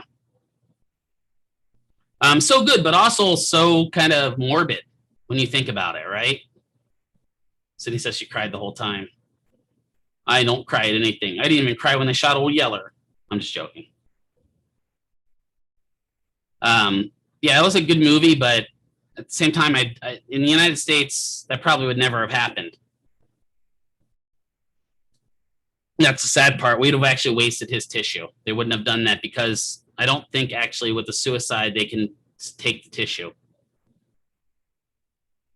So we can do muscle repair, tendon repair, ligament repair. We can stabilize the capsule by doing a capsuloropathy, where they shift the capsule, so they'll pull part of the capsule to stretch over another area, or tighten it down with sutures. We can do capsulolabral reconstruction, where we kind of pinch off or tear off part of the labrum. They can do electrothermal assisted capsuloropathy. You saw that with that one video about the labrum repair, where they were going in and burning off part of that labrum. That's called ablation. We can transfer tendons. We can realign tendons. Muscle lengthening is one of the last procedures I kind of want to talk about with this, because this happens a lot in kids, believe it or not, especially kids that walk on their toes. So if I've got little Johnny, and little Johnny is constantly in a plantar flex position, so there's his knee, there's his hip, right? Little Johnny's constantly in this plantar flex position, and we send him to therapy and we try to stretch out his calves and we can't get his calf stretched out. What the doc can do is go in and do what's called a muscle lengthening. So he'll put Johnny under anesthesia. You'll have a nurse or a physical therapist or physical therapist assistant pushing Johnny into dorsiflexion, while the surgeon opens up the back of Johnny's leg slightly and takes a 10 blade, a really kind of fine knife, and makes micro cuts all along the gastroc heads. And that's just like as if he was stretching over a long period of time. As he makes those micro cuts, the foot will move further and further into dorsiflexion, because he's lengthening out that gastroc. They'll close up the surgery site. Usually we're going to cast little Johnny for about 8 weeks in 10 to 15 degrees dorsiflexion, and then we're going to start therapy again. It does seem extreme, Amanda, but sometimes, especially if you've got a kid that's got spastic cerebral palsy, that may be the only way to get him a normal gait pattern. We had one, PT will be very painful and they will not like it. We had one girl that I saw at the one clinic where we did 8 weeks of serial casting after a muscle lengthening. They went in, they did the surgery, and then once surgery was over, we saw her every other week and recast her 5 more degrees. So she'd get a cast put on. The next week she'd come back, we'd cut that cast off, we'd put a new cast on, and we'd cast her 5 more degrees into dorsiflexion until we got to about 30 degrees of dorsiflexion. And she was really in a ton of pain. She hated that cast. And she kind of, by the time we were done, hated us too. But later on in life, that can be really useful. What I tend to find, unfortunately, with kids is they end up right back to where they started. Although it's good for a short period of time, parents don't follow through on therapy at home, which I'm sure that surprises exactly 0 of you guys. And then that foot just goes back into plantar flexion and everything scars over that way. So then they have to go back in for more surgery. And eventually that surgery is no longer going to work because you can't cut that muscle anymore. I've seen it with gastroc. I've seen it with a bicep before. I've also seen this done on a hamstring where the patients had a total knee replacement and was stuck in knee flexion, where they went in and did a muscle lengthening on that hamstring. So all of that's possible. But again, when we do those, when we do a myotomy and cut into the muscle, or a tendinotomy where we cut into the tendon or we cut into the fascia, anytime we do that surgery, we are opening that patient up for infection. So anytime you get surgery, you have to be thinking about that, because that's the number one problem here in the United States is post-op infection. We can do arthroscopic debridement and lavage, meaning cleaning out of that joint. Synovectomy, where we cut part of the synovial joint out. We can do all kinds of cartilage stuff where we repair it, we abrase it or blaze it and burn it off. We can transplant cartilage. We can take autografts or allograft implantations of cartilage. In the joint itself, we can do a full replacement, or we can do partial replacements, or we can do fusions. All of those kind of exist when we're having surgery with patients. So I got some great pictures here for you. So I don't know if you remember, I talked about my friend that had the car accident that had the trimalleolar fracture. So this is his x-ray. So he was hit from the rear end by a drunk driver and braced for impact and ended up fracturing. So what you're looking at here, you see this as an L, so we're looking at what leg? Hope you realize we're looking at the left, right? Left. Good. So this is his medial aspect. This is his lateral aspect of the leg, right? And it's just kind of facing us weird. There's his medial malleolus. You can see there's a slight fracture down that interior aspect of the tibia, and we definitely got a problem up there. The fibula is not supposed to look like that, right? And you can even see, you can't really see it heavy in this picture. I don't have a really good picture of his foot, but he also had some minor fractures down here in the hind foot as well. So this is how they had to repair it.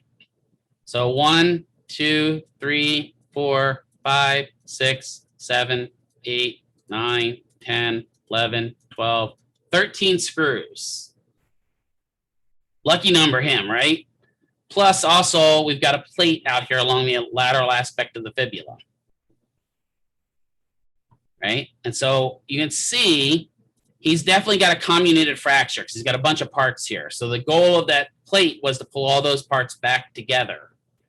And then the same thing down here, you can see that they shifted that malleolus back up to where it should be. All of these screws and this plate are still in him. So after surgery, there he is, he's cast. And again, you can see by the size, that's actually his calf. That is not his thigh. He's a big fella, right? But you can see that plate going up the lateral aspect and how it's got spots for more screws if they needed to put more screws in. He hated physical therapy. He called me right after the surgery, and because the physical therapist was coming in day 0 of physical therapy and saying he had to do physical therapy, and he calls me, it's like, I just had surgery. Am I supposed to have physical therapy the day after surgery? I'm like, yep, you are. Well, she's not very nice to me. Well, none of us are. Get up out of bed. But one of the things, at least he listened to me about was, because he said he wanted to go home. I said, well, if you want to go home, you need to listen to your physical therapist and your physical therapist assistant. And so he did everything they told him to do. If they told him he had to be up for 8 hours in the chair, he was up for 8 hours in the chair. He was a very compliant patient. It also helps, he's kind of a jovial guy, so he's kind of funny and laughs a lot. But he did not laugh a lot at that. Unfortunately, one of the side effects to this was he was on a lot of painkillers. And you can kind of predict where that's going, right? I mean, it's not that hard to see. With all those screws, he's going to be on a lot of painkillers. He did get a kind of a dependence on painkillers for quite some time. So, you know, he's better from it now. He's lost a lot of weight. He's up and moving. He actually is a school guidance counselor. So pretty impressive. That's the size of his leg afterwards. You can see how swollen the foot is from that, like the size of the little toes. Then we have here, these are actually images, and I do have permission to use all these x-rays. These are images from my wife who passed away after her pelvic fracture. Man, you know, I don't understand. She's got some weird objects in her pelvis, doesn't she? It is a zipper. Yeah. They didn't take the pants off of her because the pants were stabilizing the fractures. So she didn't actually get the pants taken off her until they took her into surgery. But looking at this, we can look at a couple things here. First of all, her ala are shifted, right? The wings of the pelvis are definitely shifted, and this one is definitely more rotated forward than this one is, right? What do you guys see about the pubic symphysis? It's not completely together. It's kind of off kilter. Yeah, right? And by the time they got her into surgery, this was over here. It had completely shifted from left side, from right side to left. What about the femoral head? Do you see anything weird with either of the femoral heads? So this is right side, this is left side. As in one sits closer. Okay, one's sitting closer, good. One's jammed into that acetabulum. Which one? The right. Okay, right's jammed in the acetabulum. What do you see about the left femoral head? For those of you that don't know, if you see bright white spaces, that means air. So is it like shaved off or something? Fractures all through that femoral head. She has microfractures all through her femoral head. Also look up here. Microfractures the whole way through it. Yep, good. L5 as well. That's where I was going, right? We got some microfracture going on. We got compression fractures, you can see, right? That's not IC, it's just, I'm just drawing on that. And also, again, if you look, her sacrum's kind of twisted, isn't it? Look at that. It's kind of going like that. So her sacrum is definitely 100% kind of twisted back there. And what you can't really see here because the sacrum's kind of hiding it, but part of that pelvis on that left side is actually fractured off and behind the sacrum. If you don't mind me asking, how did this happen? This was an ATV rollover. Oh, man. She was out in the desert, the dunes. I guess there's dunes north of Las Vegas. I don't know. I've never been there.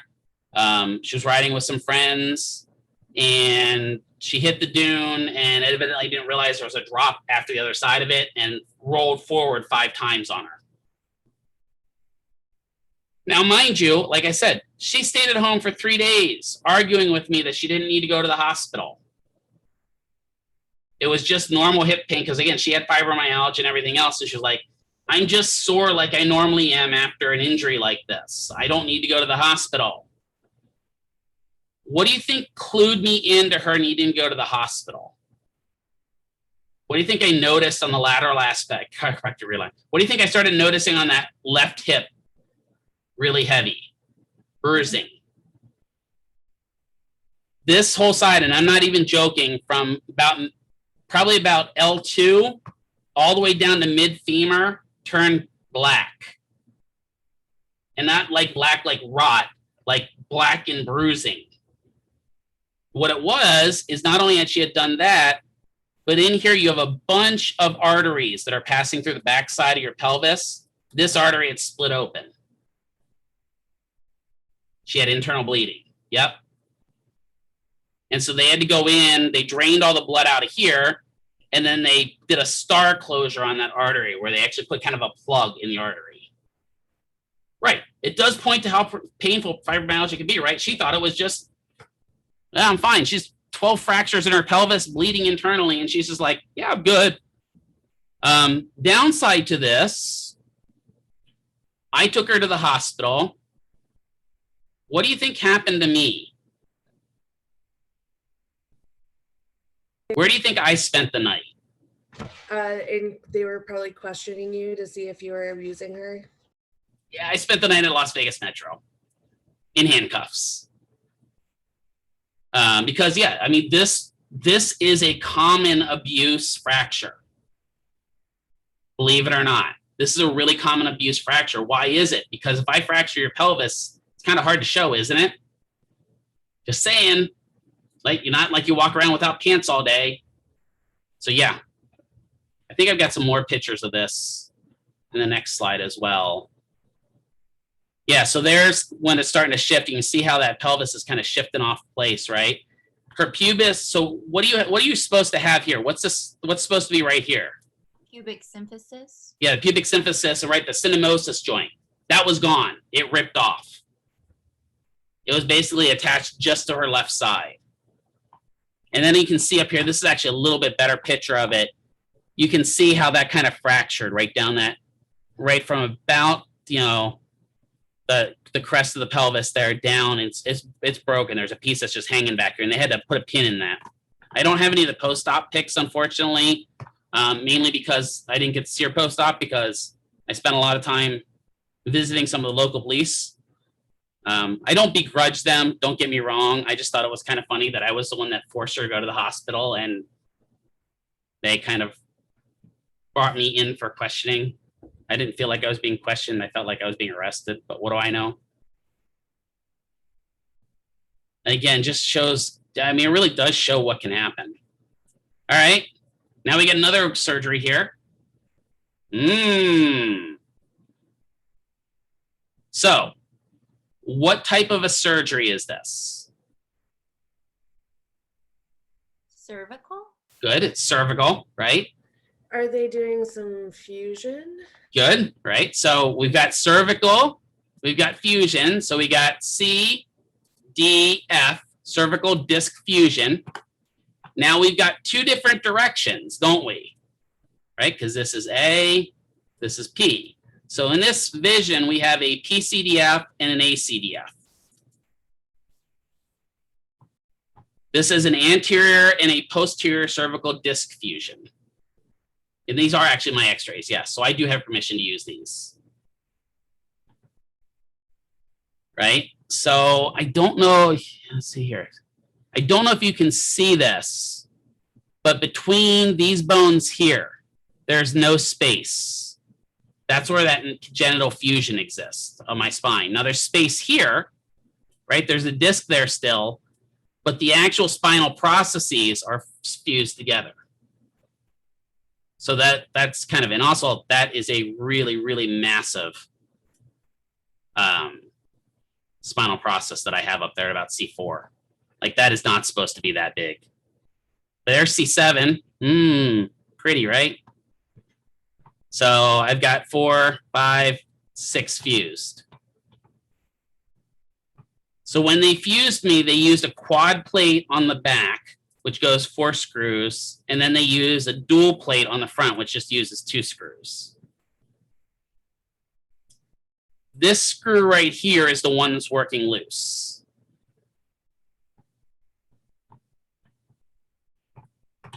So after that, you get pretty things like this. I have better pictures for wound care of this later. First of all, why do I have a hole here on my chest? Arthroscopic. What's that?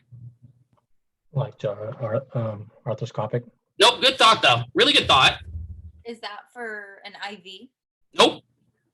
But it is for a catheter. Okay. The feeding, like That's called a JP drain. And that happens in a lot of arthroscopic surgeries. What that is there's a tube that comes out of that and comes out to this like round ball. And inside here, there's like a little funnel. So what happens is the doc squeezes this ball when they attach it to the tube. So you squeeze the ball down. And then you attach it to the tube. And what do you think happens? Fluid comes out. Yeah, it sucks the fluid out of the joint space. And then that ball fills up. You take the ball off, you drain it, you squeeze it again, you put it back on the tube, and it drains more of the fluid out. So it helps keep the swelling down around the surgical site, specifically immediately post-op, right? So you'll see this JP drain with cervical surgeries, with low back surgeries, with total knee replacements especially. They put these in pretty heavily with total knees because think about it, that knee swells up pretty easy. So that JP drain can really be used. And I don't remember what JP stands for. Please don't ask me that. I just know they're called JP drains. So that's one thing you have to kind of pay attention to when you're working with the patient. For me, it was pinned to the front of my gown. And I just had this like ball full of blood hanging from the front of my gown, which was fantastic. It doesn't leak, but eventually it fills up and the nurse has to come in and drain it. So that's what it looked like immediately post-surgical. Looks pretty good, that bottom picture, right? That doesn't look too bad. I got some steri strips on it. You don't see the stitch sutures. This is bad. What does that indicate? Infection? Uh-huh. Yeah. And that's a pretty bad infection. Look at all that yummy yellow pussy tissue there. Right? And this just goes to show you that infections know no bounds because I was doing wound care on my incision. The infection wasn't on the incision, it was on the inside. There were stitches here. Guess what happened to the stitches? They fell out. The infection was so bad where those stitches were held on, literally ripped out. And there are internal incisions. I'll show you, and I think the next picture has it. Ooh, look, there's an internal suture. So this is second time. So this is after they fixed this, they closed me up again, and they put some sutures on the inside. My body rejected the sutures. This suture here was fully inside my neck.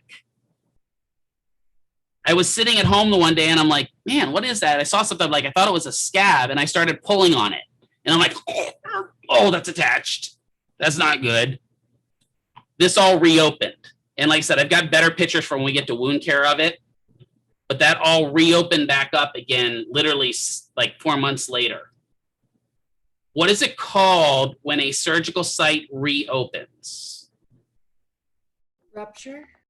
Nope, there's a specific term for it. You do have to know that term. I like to think of it as the snake comes and attacks me because it dehisces.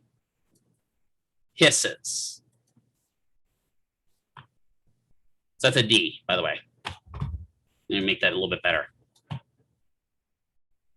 So a dehiscence or a dehisced wound, yes. Exactly. A dehiscence or a dehisced wound is a surgical site that opens up when it shouldn't.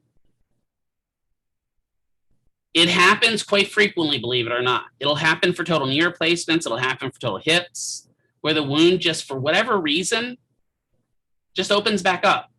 Doesn't like the sutures, doesn't like the staples. Maybe there's an infection present. So literally when mine started dehiscing here, this is the start of the dehiscence. I've got, like I said, we go into wound care, you'll see it. They literally just came with the scalpel and reopened me up and drained that wound again because there's a ton of pus in there.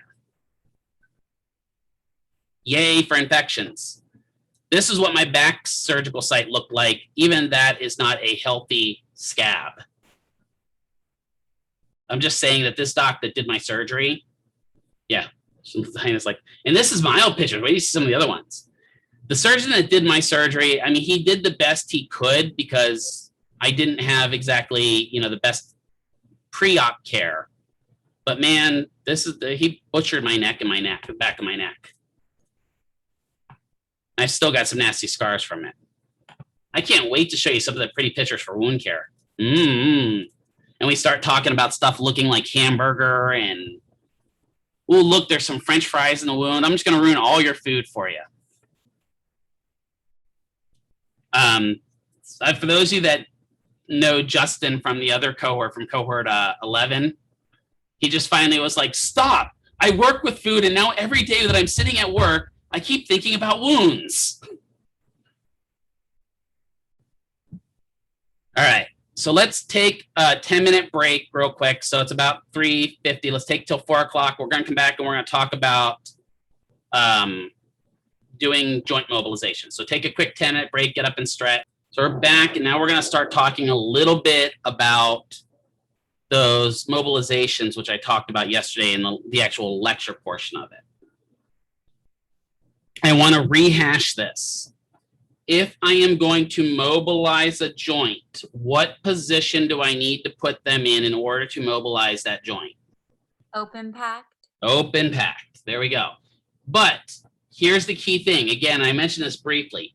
I can mobilize as long as I'm not in closed packed. Yes, I'm sorry. We switched to kinese. I apologize, John. I thought I said that. Maybe I didn't. I apologize. I just want to finish kind of talking and kind of going over the, I know I probably did forget it. I'm just saying. My brain sometimes moves a little faster than my mouth does. So when we are doing, and again, remember I said this at the beginning of yesterday's lecture, because actually somebody even emailed me after I said it. Yes, the joint mobilizations are in your Therex book, but they are part of kinese because kinese deals with the osteo and arthrokinematic stuff. So that's why it's over here. So when I have somebody, and you can see she's even mobilizing him in a couple different positions here with the shoulder, right? She's not in pure open pack position. So you can mobilize them as long as I'm not in full closed pack where you can't do anything. You can mobilize me, especially if I'm relaxed.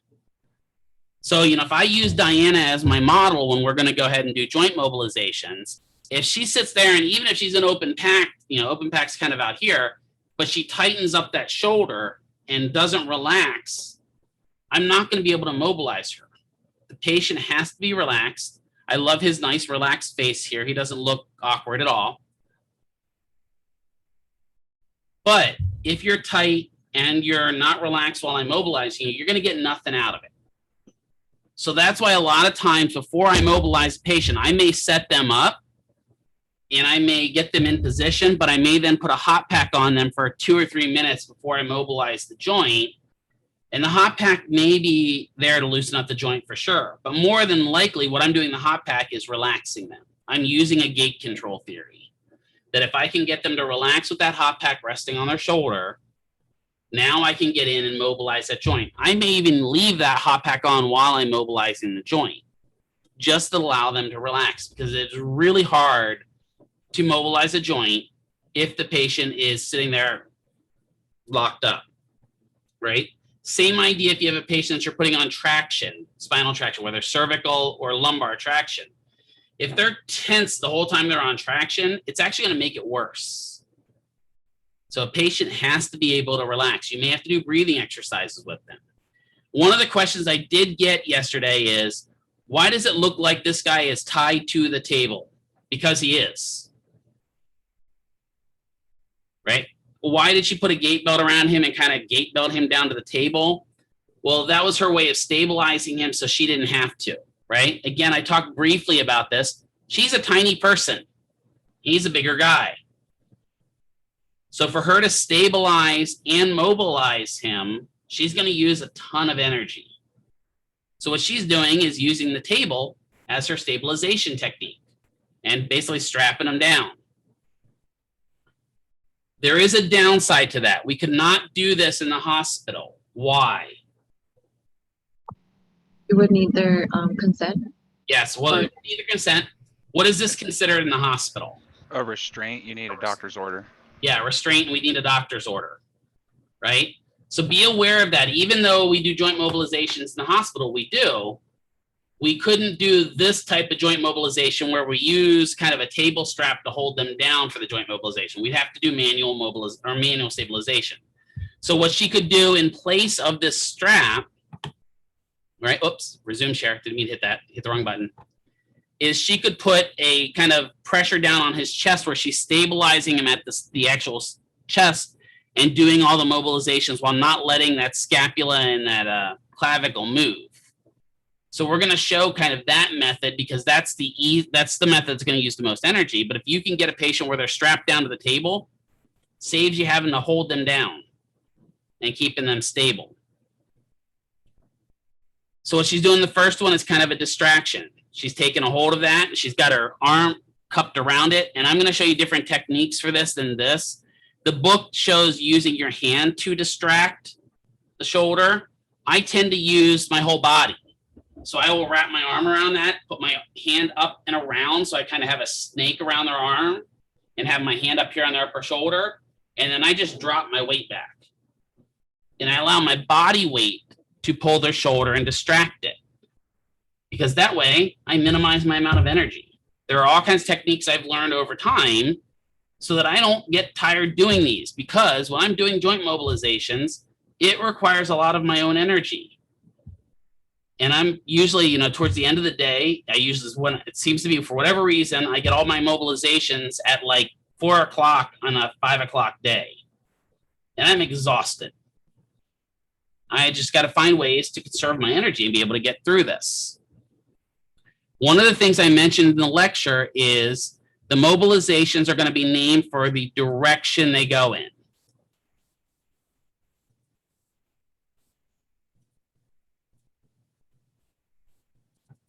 So in this case, where it's saying an anterior glide, she is pushing the shoulder anteriorly. The preferred method for documenting that, instead of just saying an anterior glide, is saying a posterior to anterior glide or mobilization. Again, glide mobilization can be used interchangeably. Same thing with manipulation, but we don't say that in this state. So it may be listed in your chart as a PA shoulder mob. What that's saying is you're going from posterior to anterior and you're mobilizing the shoulder. What if in your note it said IS shoulder mob? What would that indicate?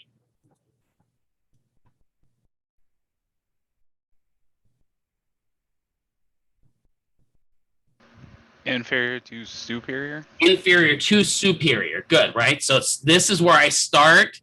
This is where I'm going. That's okay. That's why I'm kind of covering it, Anthony. So if you see it on a chart, you can go, oh, that makes sense. The other thing that may just say is it may just say a superior glide or superior mob. Again, they prefer, and I'm trying to get, because we have a couple clinics in town that are kind of picky about this, that if we're doing mobilizations, you tell where you start to where you go. So if I'm putting my hand up here on the top part of my shoulder and pushing down, I'm doing a superior, because that's where I'm starting, pushing inferior, superior to inferior. If I'm pulling up, inferior to superior, right? If I'm going from here back, anterior to posterior. We are going to practice most of these when we do in the clinic lab, because all of these glides are kind of ones that your clinic may do with you. I try to pick out the ones that your clinics have asked for us to do. The scapular thoracic mobs are by far the ones that we are going to be loving the most. I guarantee, like, we're going to get on, and you could do a cephalic glide. Sure, you could call that a superior glide could be called a cephalic glide. So that's going up. Kirsty asked, will PTs always specify what type of mob they want? Typically they will, unless you're at the PT where you've been with them for a long period of time and they just say, do shoulder mobs, figure out which one works. Because again, like I said at the beginning of the last lecture where I recorded this, is the research on these isn't, it's not 100%, right? This is one that we have really good clinical experience with, that we've had good results with, but it's really hard to get a lot of clinical good research on this because everyone that we see has a different problem. It's not like I could recruit 20 people with frozen shoulder and all caudal glides would work, because frozen shoulder is so different patient to patient. Patellar glides would be a good one to do research on, because we could probably get a bunch of total knee replacements together and do patellar glides and get some good research out of them. Again, caudal would be going towards the tail. That would be an inferior glide. Cephalid glides would be going up towards the head. With these scapular mobilizations, what she is doing here is we can mobilize the scapula superiorly, inferiorly, and the scapula is actually a fun one. We can move it laterally, we can move it medially, we can also protract it, and we can retract it, and we can also upward rotate it or downward rotate it. So with the scapula, we have a ton of directions we can mobilize the scapula. That's one where you really have to be specific. Because if I just say I did scapular mobs, I mean, there are 9 different mobs I could do. Kind of have to make sure you're specific on those scap mobs on what you're doing. Mr. McKeever, Yep. sorry for interrupting, I'm having a hard time, like I've always struggled with protraction and retraction. Do you have an easy way to remember which is which? So when I push forward, I am protracting. So if I punch, I protract. That's the way I remembered it.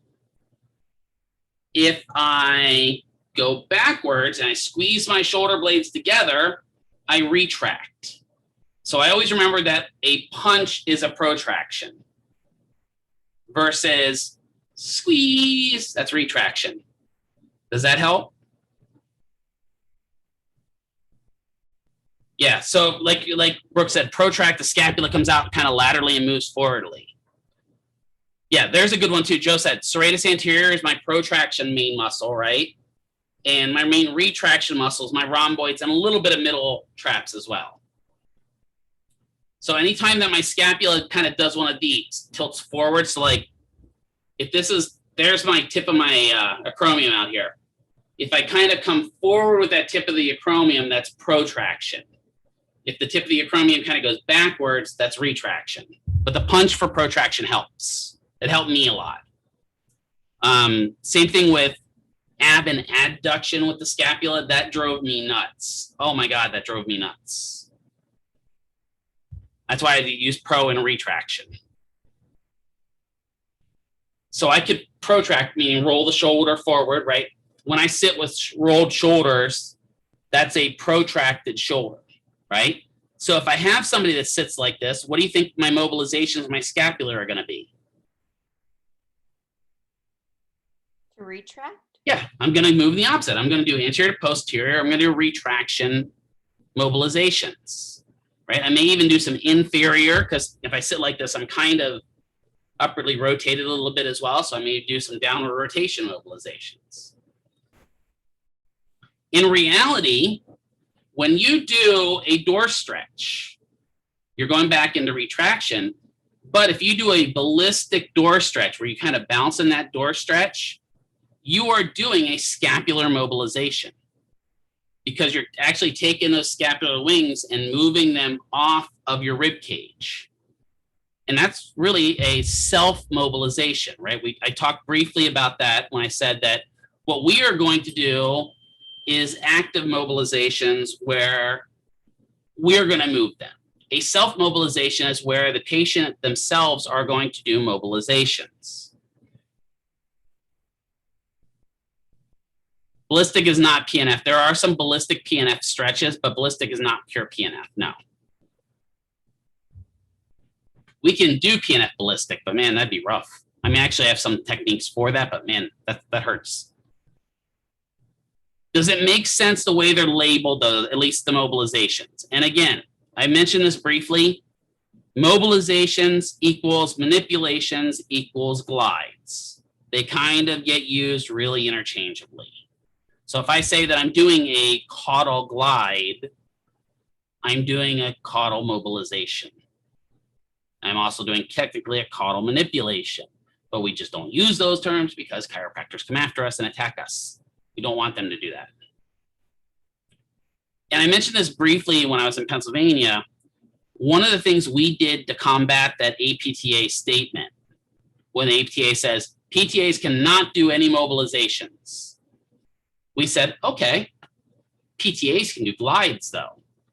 And the only thing we did was we didn't comment on the assessment portion of what the patient got out of our glides. So we never assessed them. So we just did them. You know, if I was doing a posterior or anterior to posterior shoulder mobilization, I just did my anterior posterior mobilizations and I never made a comment about them in my assessment.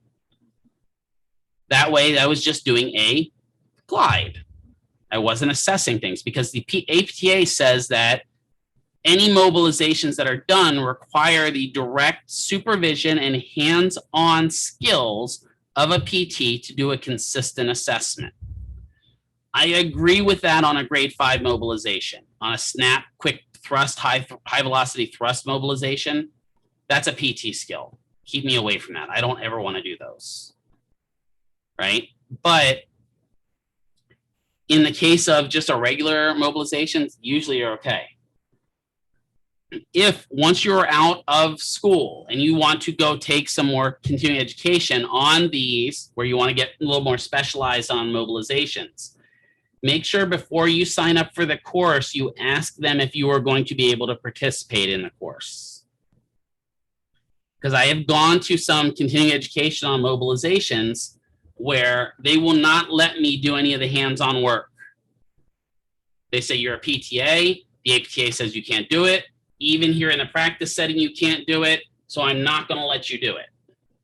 I can go through the whole didactic course. I could have them done on me, but I couldn't practice them. So just be aware of that, that even sometimes in continuing education that happens, where they won't let you practice them.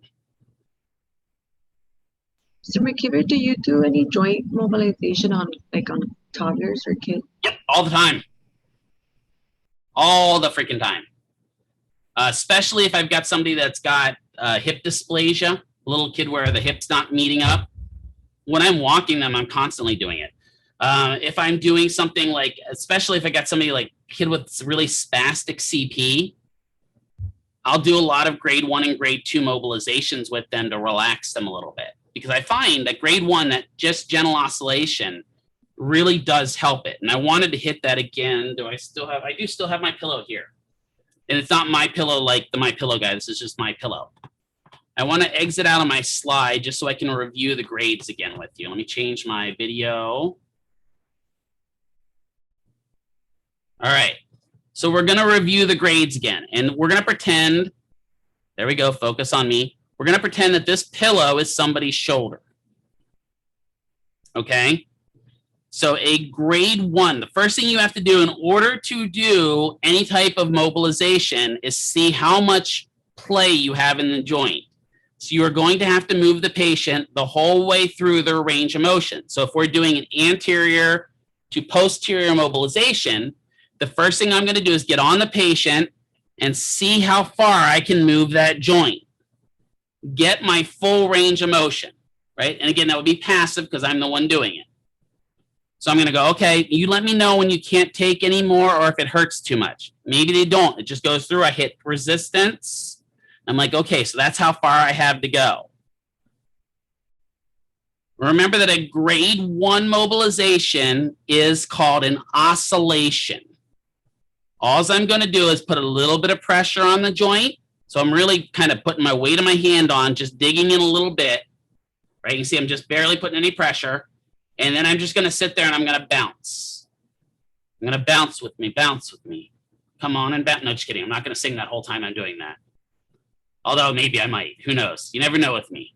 I'm literally just at that very beginning of tissue resistance, just bouncing. That is going to help modulate pain. What am I trying to trigger there? What pain relief theory? Is it gait? Yeah, very good. It's gait control. Right? It's just basically I'm rubbing their shoulder. In reality is all I'm doing. I'm just bouncing. Right? Good. Now at grade 2, I'm going to go from the beginning where I start about halfway down through the range of motion and come back. Down and back. it is a large range of motion. It's what they consider. It's really not large, right? Jason's kind of looking at me when I said large. There's not a lot of range of motion, but grade ones, I'm going like that. Grade twos, I'm going more like that. It's a large range of motion kind of thing. So I'm going about halfway down through and coming back. I'm going to do those slower than I do my grade one oscillations, right? I'm going to go down, allow tissue rebound. Down, allow tissue rebound. I'm not pushing the whole way. I'm going about halfway down. Now at grade three, I'm going to go down to my halfway point. I'm going to go from halfway to end.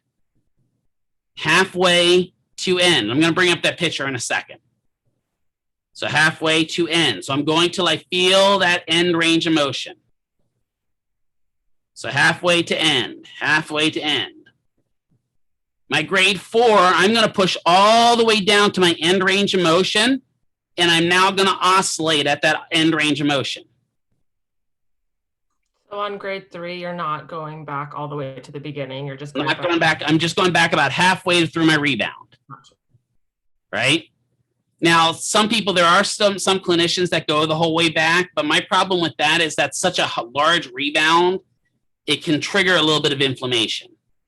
So I only want to go find my halfway point. Okay, there's my halfway point. Halfway to full, halfway to full, halfway to full. And then grade four, go all the way to full, bounce out there. So grades ones and grade fours are my oscillations, right? Those are my bouncy ones.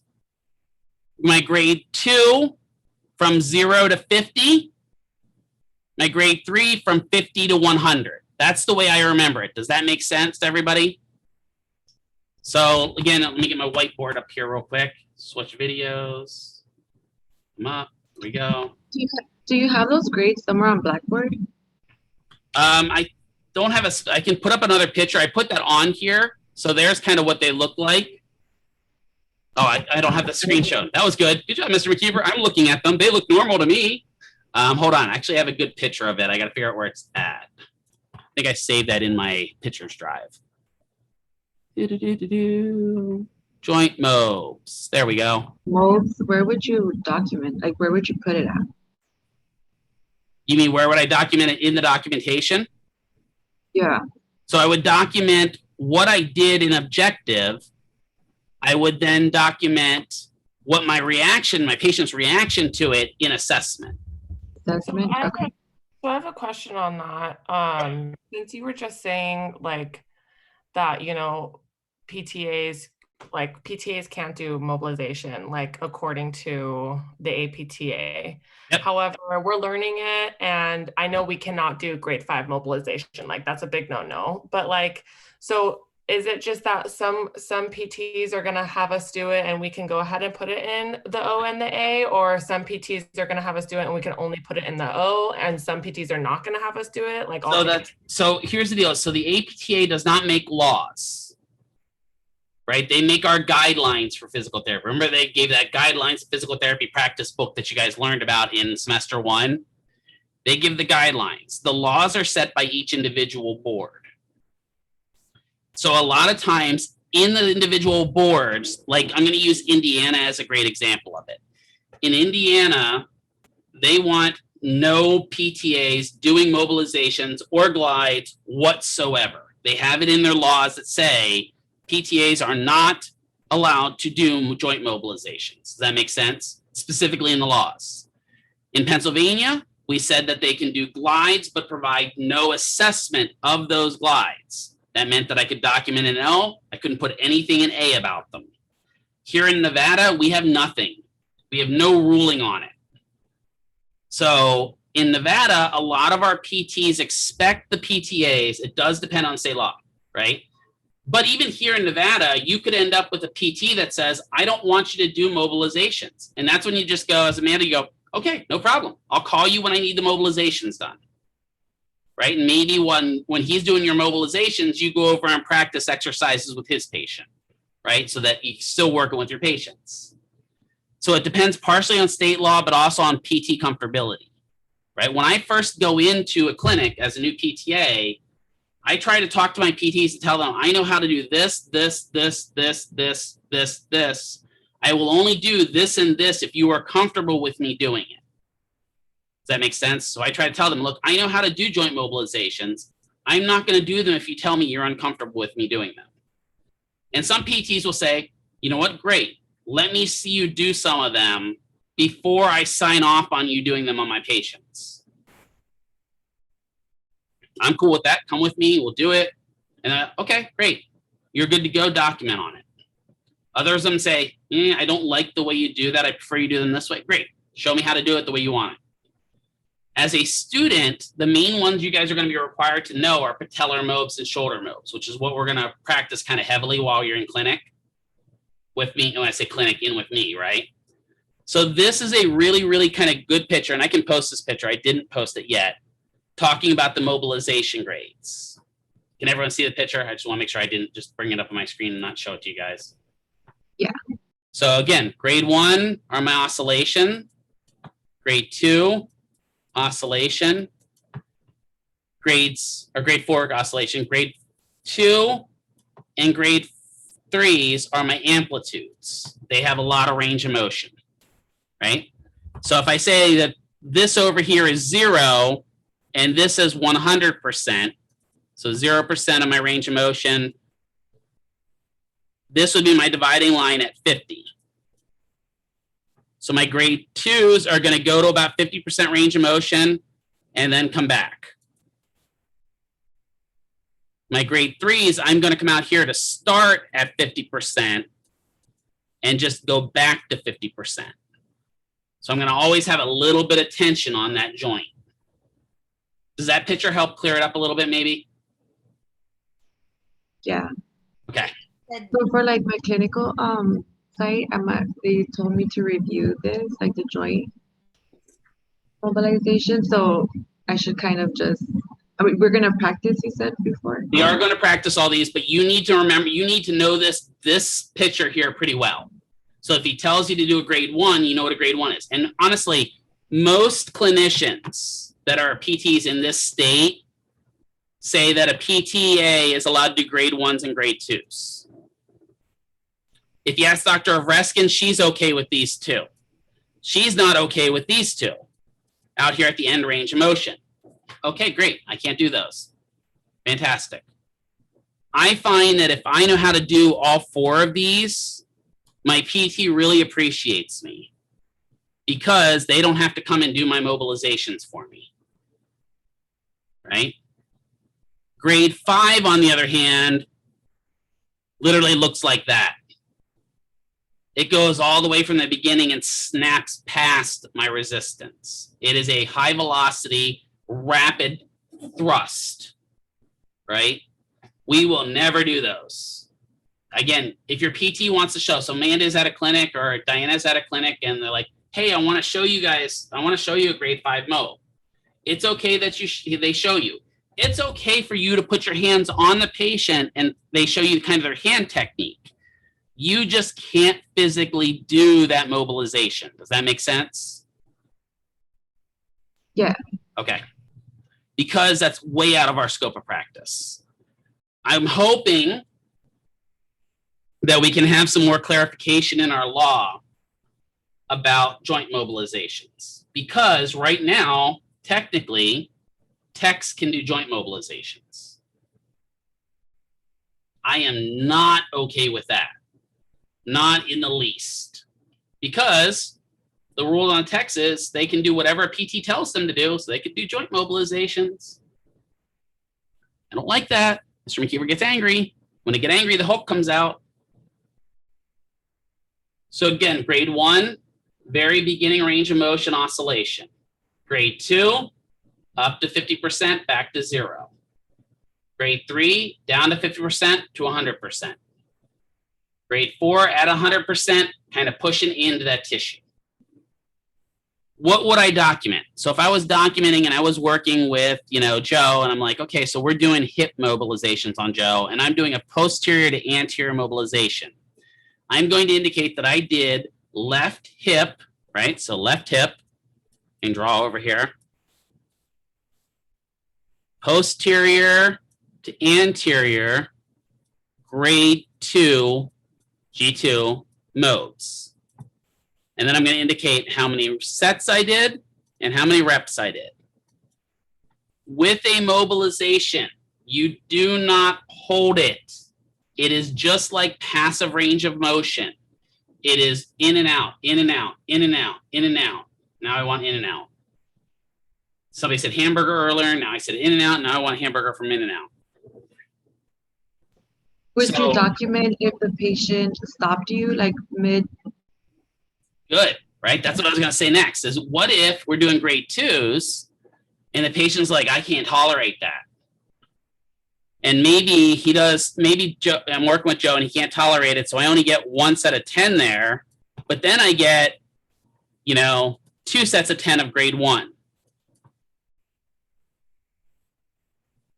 I get another 2 sets of 10 because he couldn't tolerate the grade 3s. I would then go down to my assessment and say patient could not tolerate grade 3 or grade 2 modes, right?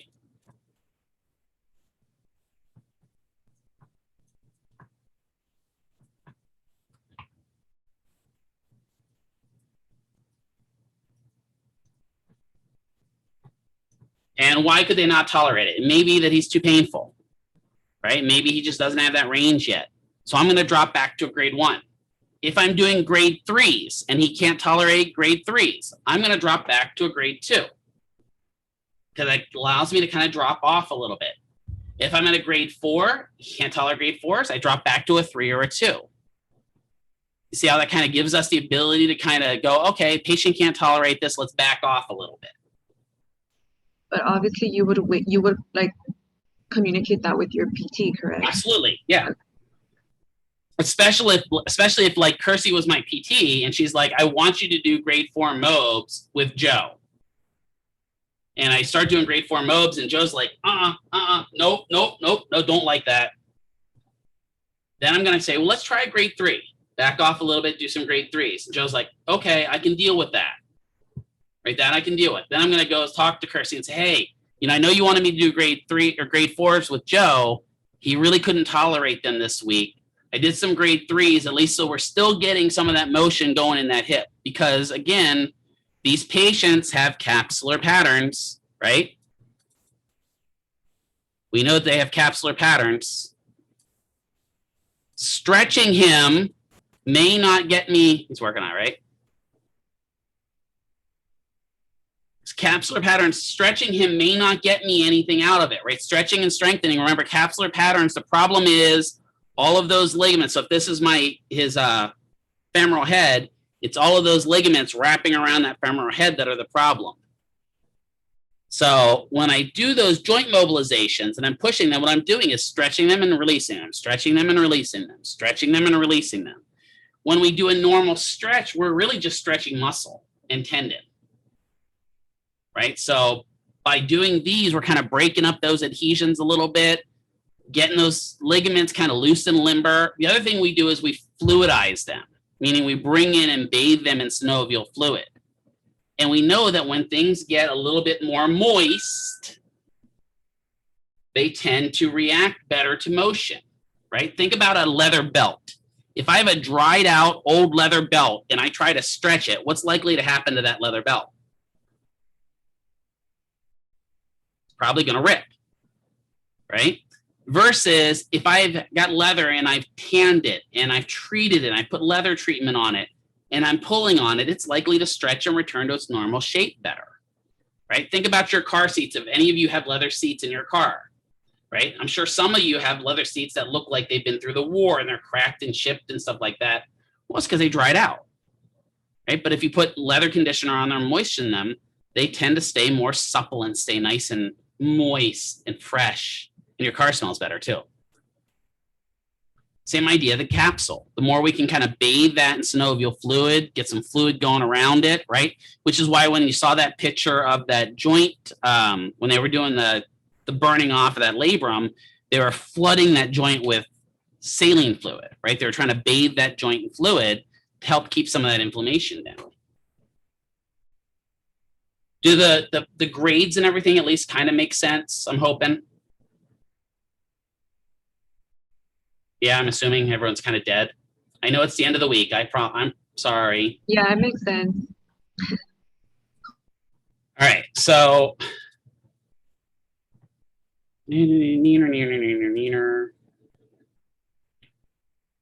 one of the other things I'll mention, kind of as a caveat to this, one of the other things that some PTs do get a little testy with is distraction. And distraction is pulling the joint surfaces apart. When I say distraction, I'm talking about manual distraction. So if I laid Ann down and I started doing manual traction on her spine, she'd probably love it. She'd be like, oh, I'm all about this, right? But there are some PTs that say, hey, you know, that's pretty aggressive treatment. That really should be in my wheelhouse. Okay, right? Dr. Ovreskin's one of those. Dr. Ovreskin, and I'm not calling her out on this, she just gives me a great example of this. Dr. Ovreskin doesn't feel that PTA should be doing any distraction of joints. She feels that's a PT only skill. If you have that PT, that's when you go, okay, great. And when I have to do distraction, I'll call you over, you can do it, and I'll go do something with your patient. It is what it is. I've had PTs that don't want me doing any mobs. I'm okay with that, right? They're protecting their license, right? Because if Jason came in, you know, if I was Jason's PT and I didn't know him very well, and he was my PT, he was my new PTA, and he was going to do Ann and was going to do those traction mobs on her, maybe I'm not comfortable with him doing them, because if he injures her, right, that's on my license. And so I may say, hey, Jason, until I get a little more comfortable with you, I want to do the mobs and I want you to come watch me so you can mimic what I'm doing. Great, go watch them, right? Always protect your license and always protect your butt, right? If you're not comfortable with doing something, right? Did I say Ann again? I'm sorry. I was looking at Anna and Ann side by side. So yeah, secure yourself, protect yourself, be very cautious about what you do. If you're not comfortable, so if you're in the clinic for your clinical rotations and you're not comfortable doing something, say it, right? Hey, I'm not, and don't just be like, nope, I'm not doing it, right? No, I'm not comfortable, Mr. and Mrs. CI, doing this type of technique. I didn't get enough hands-on with this. Can you show me your technique and then let me practice it? That gets you better marks than saying, I'm SpongeBob, I'm not doing it. No, right? Just be aware of that. That is what gets you called to Dr. Ovreskin, right? When you're like, nope, I'm not doing it. The other thing gets you called to Dr. Ovreskin is you're like, we never learned this, so I'm not going to do it, right? That's the whole point of you going to clinical affiliations, is to learn. So joint mobilizations are one of those things you're going to have to do. And again, most of the joint mobs that you're going to have to do are shoulders, which are really easy mobilizations. The shoulders are probably the easiest ones to mobilize, because unless you're kind of over like this, any position you have the patient in, you can mobilize the shoulder, right? And then the kneecap specifically, right? And that's just going to be in about 25 degrees of knee flexion. So put them over a bolster, move the kneecap. And again, the kneecap that big, even Diana can move something that big. I'm just joking, Diana, I'm just joking. It doesn't take much. No, I got it. I'm gonna just fake it this whole time, like if I know what I'm doing. Exactly. Hey, if you look like you're moving it, you're better, right? Only the patient knows if you're doing it wrong. And what happens, that brings up a good point. So what happens if now you're a PTA, you go out and you're doing a posterior to anterior mobilization, and you put them in a different position than, say, Dr. Ovreskin does. And the patient's like, hey, you know, when Dr. Ovreskin did this, she had me in a different position, right? Well, there's multiple techniques. And I tell the patient, well, there are multiple techniques. Were you more comfortable in her position, or were you more comfortable in this position? Oh, no, your position's a lot more comfortable. Okay, I'm going to let Dr. Ovreskin know about that, right? Or if they say, no, you know, I don't like the way you're doing this. I like the way she did it better. Okay, I'm going to go grab her so she can show me what she did and then do it, right? Or I may have her show me afterwards so that I don't bother her. Because it's up to the patient, right? The patient's going to respond to people differently. And the way I find the patient responds to you is the way you interact with them. If I act like I know what I'm doing and I seem like I know what I'm doing, the patients are more likely to do what I tell them to do. If I'm like, well, I think, kind of, looks like, well, maybe, they get a little nervous, right? Think about that. If you're going in for like, I don't know, brain surgery, and the surgeon's like, well, I think I know what I'm doing. You might be a little nervous about that brain surgery, right? So even it's a big thing that you guys have to do as a clinician is, I'm going to be 100% honest, fake it until you make it. Right? You can go in and be the most nervous person in the world. When I walk through that door, game face on. Right? I'm walking through that door and I'm the most confident person in the world. I'm going to treat them even if I have no freaking clue what I'm doing. I'm going in and treat, and I've done that before. I've gone in where I'm like, I don't know what this disease is. I don't have time to look it up. I know what I'm doing with the patient. I know what my exercises are. I'm just going to go in and be confident about these exercises. You know, I know what a long arc quad is. I know what a squat is. I'm fine with that. I don't have a clue what this disorder is. I'll look it up later when I get time. Obviously, if I had time beforehand, it would be better. But when you're treating 40 patients in a day, you may not always have that time and that luxury. Confidence goes a very long way. But competence is often misconstrued from your point with arrogance. Right? So don't be arrogant about it. If you're worried about treating a patient, you're worried about hurting somebody or not knowing anything about this condition, that's the time to ask. Right? Hey, I need some help with this. I'm not grasping this. Don't be arrogant about your skills. Be confident about your skills. Even myself, I've treated patients where, you know, especially like muscle energy technique. I don't get muscle energy technique. I talked briefly about it, and we're going to actually have a little lesson on it in 5th semester. But I, to this day, do not understand muscle energy technique. I understand PNF. I understand joint mobilizations. I know that it is kind of a marriage between them, but for whatever reason, my head does not wrap around muscle energy technique. Doesn't. Okay, well, I know that's a shortcoming of me, right? I know I'm not good at dealing with old people. Old people frustrate me. They make me mad. It is where a good personality kicks in, right? It's also where you'll find if you're walking down the hallways with me, you'll know that I'm not exactly comfortable treating a patient when I'm cracking jokes constantly, because that's my own kind of defense mechanism. I crack jokes anyway, right? I make silly jokes. But if I'm doing that, what I'm trying to do is give my brain time to catch up to what I'm doing. So good personality and confidence is huge. And again, we're going to go through, I'm going to demonstrate hip mobilizations. We're not going to do those. Because what I find is those are ones, if your PT wants you to do those, they need to show you how they do them. Because there are 50,000 different ways to do a hip mobilization. I'm not even joking. Like in the book, it's like, well, you could do it this way, or you could do it this way, or you could do it, no. What the PT shows you, I'll demonstrate them, I'll show you how to do them, but I'm not going to have us practice those. We're going to practice patellar mobs, shoulder mobs for sure. Maybe even some wrist mobs, because we've been doing a little bit more wrist work. Any questions about anything today? I know that was a lot. It's 5 o'clock somewhere. It's 5 o'clock here, huh? Y'all surviving? Diana, you asked about tomorrow. I can be available tomorrow around 11:30 if that works with you. That's fine with me. Okay. Yeah. And then I'll email you tonight the list. That works. And Okay. if anyone else shows Thank up, you. anyone else shows up, but I'm not going to force anyone to. She has some review topics she wants to go over. Other than that, if there's no questions, that's the week for y'all. So I'm going to stop recording.